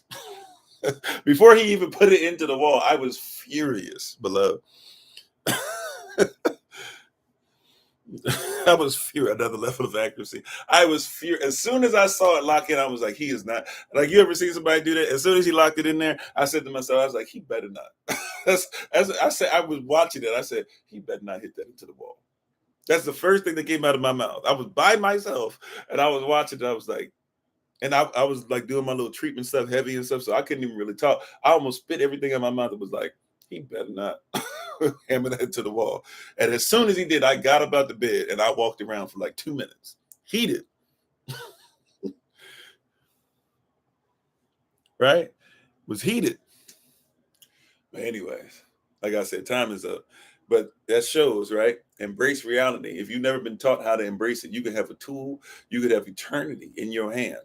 You could have your life in your hand. And because you've never even seen something that simple, you could be hitting your fingers or taking stuff and saying, man, this nail won't go in. And you don't even know what it's designed to be. And by the way, the same is with you. The same is with your community for you. We need to learn how to use you as your design, right? And not abnormally use you, abuse you. We need to know how to use our children as they are designed and not abuse them and abnormally use them. We need to have them be nailed into certain places and stuff and not have it to where the nail is being bent itself. And what do we do once the nail gets bent? You just throw it away into a trash can. No, they're not trash and they weren't designed to be bent. And what we're supposed to be using is supposed to be used a specific way. That's why we have to stop trying to escape reality. And it's time for us to embrace reality. I'm on. All right. So we're over time. Thank you so much. Appreciate, love you. And we hope that you guys take care. Whatever I did to get the stuff limited on TikTok, I'm sorry. I'm trying to get our numbers back up. Every time it looks like our numbers are going to get back up, I do something, I guess. I'm trying my best to figure out how to make sure we get around this stuff. But either way, continue to look at what we have going on. I appreciate, love you. I'm sorry that we had to cut it off at this point. Our next Q&A is going to be Thursday, October the 3rd. So prayerfully, we'll see you guys for Q&A then. Considering October the 3rd as well, we're trying our best now for those who are coming to Philly. Of course, we hope everybody comes virtually, but those who are coming to Philly, October the 3rd for the Feast of Tabernacle or Feast of Trumpets, we're looking at getting an exact address for you guys. It looks like we found a place. We had a place the person was going to host. Then they had somebody in their family passed away. So they asked for us to, find another place, or they let us know they wouldn't be able to let us use their place, of course. And so, but we did find a location more than likely. We have somebody who has an in with the group and they have access to a certain place at the park. And so we're looking at being able to get that access to that place to be able to come together and worship and fellowship for Feast of Trumpets. So hopefully we'll see you guys there. We'll try to get you guys a date. I was telling you guys we should know by Thursday, and that is still our goal, is to know by Thursday. The person who's our in is supposed to be able to give us a call. They're supposed to be calling somebody to double check and make sure everything's still fine on Wednesday. So as long as that call goes well tomorrow, you should get an announcement from us on Thursday, letting you know that everything is fine and is ready for us to go. So please, ma'am, please, sir, if you were preparing to come, please feel free to come, and we'll try to shoot you guys an address ASAP. And we did mention that on our regional meeting last night as well. If you're coming tonight, we have the regional meeting at 7 p.m. Eastern New York time for those that are in North Carolina, South Carolina, Georgia, Florida, and the Caribbean. And then at 9 p.m. Eastern New York time, after the live session, at 9 p.m. Eastern New York time, we'll have our regional meeting for the Central North region, which is all of Canada, Michigan, Missouri, Minnesota, Indiana, Illinois, Ohio, Wisconsin, North Dakota, South Dakota. And if you want to count Iowa in there as well, feel free. I think that's all the states that are part of the Northeast region. And so we look forward to seeing you guys later on. And I've been trying to reach out to those. So just kind of pay attention to your phones if you can. I'm trying to reach out to everybody who's supposed to be coming for Feast of Tabernacles, and just in general, some of the business we have going on and everything. So we thank you all. We honor you, love you, appreciate you. And we hope that we can talk to you guys soon. Don't forget, we'll be taking off, or I'll be taking off October 4th through the 6th, which is that Friday, which is going to be a Friday, Saturday, Sunday for my born day, which is October the 6th. But we will still have our sessions going on. So please, ma'am, please, sir, show up earnestly. I think we have everything covered except for that Friday evening. So we might take that Friday evening off on October the 4th, but everything else, all of our live sessions should be taken care of then. And then we'll start getting ready for the Day of Atonement, October the 12th. in Georgia, which we need to start sending you guys addresses for that too. So we'll start working on that as well. So thank you all. Appreciate, love you. Take care of each other. We honor you today. We look forward to talking to you guys later this evening for the live session. Thank you to those who came over from England yesterday, by the way. Sister Austin, if you happen to see this, some of your package and everything should be on its way to you. So prayerfully, you'll receive that very soon. And we thank you all for being on. Thank you, babe. It's 11:11 if you're on. And we honor you all today. So we'll go ahead and do our shout out. You guys know how the shout out works. And we'll just let the music roll today. Thank you again for being on with us. We give our honor and praise to the Most High. We give our praise and honor to Him for my wife, the Honorable Amma, who lives a life to be honored. As always, you can check her out on TikTok, YouTube, her website, and Pinterest at Bloom and Flourish, not A-N-D, the letter N, Bloom and Flourish. She is a healer, herbalist, and chemist, and biologist by degree. And as always, remember that you are loved, you're necessary, you're majestic, you're fearfully and wonderfully made, and you, which is all of us working together, will be the reason why people who are in this system no longer have to be of it. Shalom, family. Take care. Peace.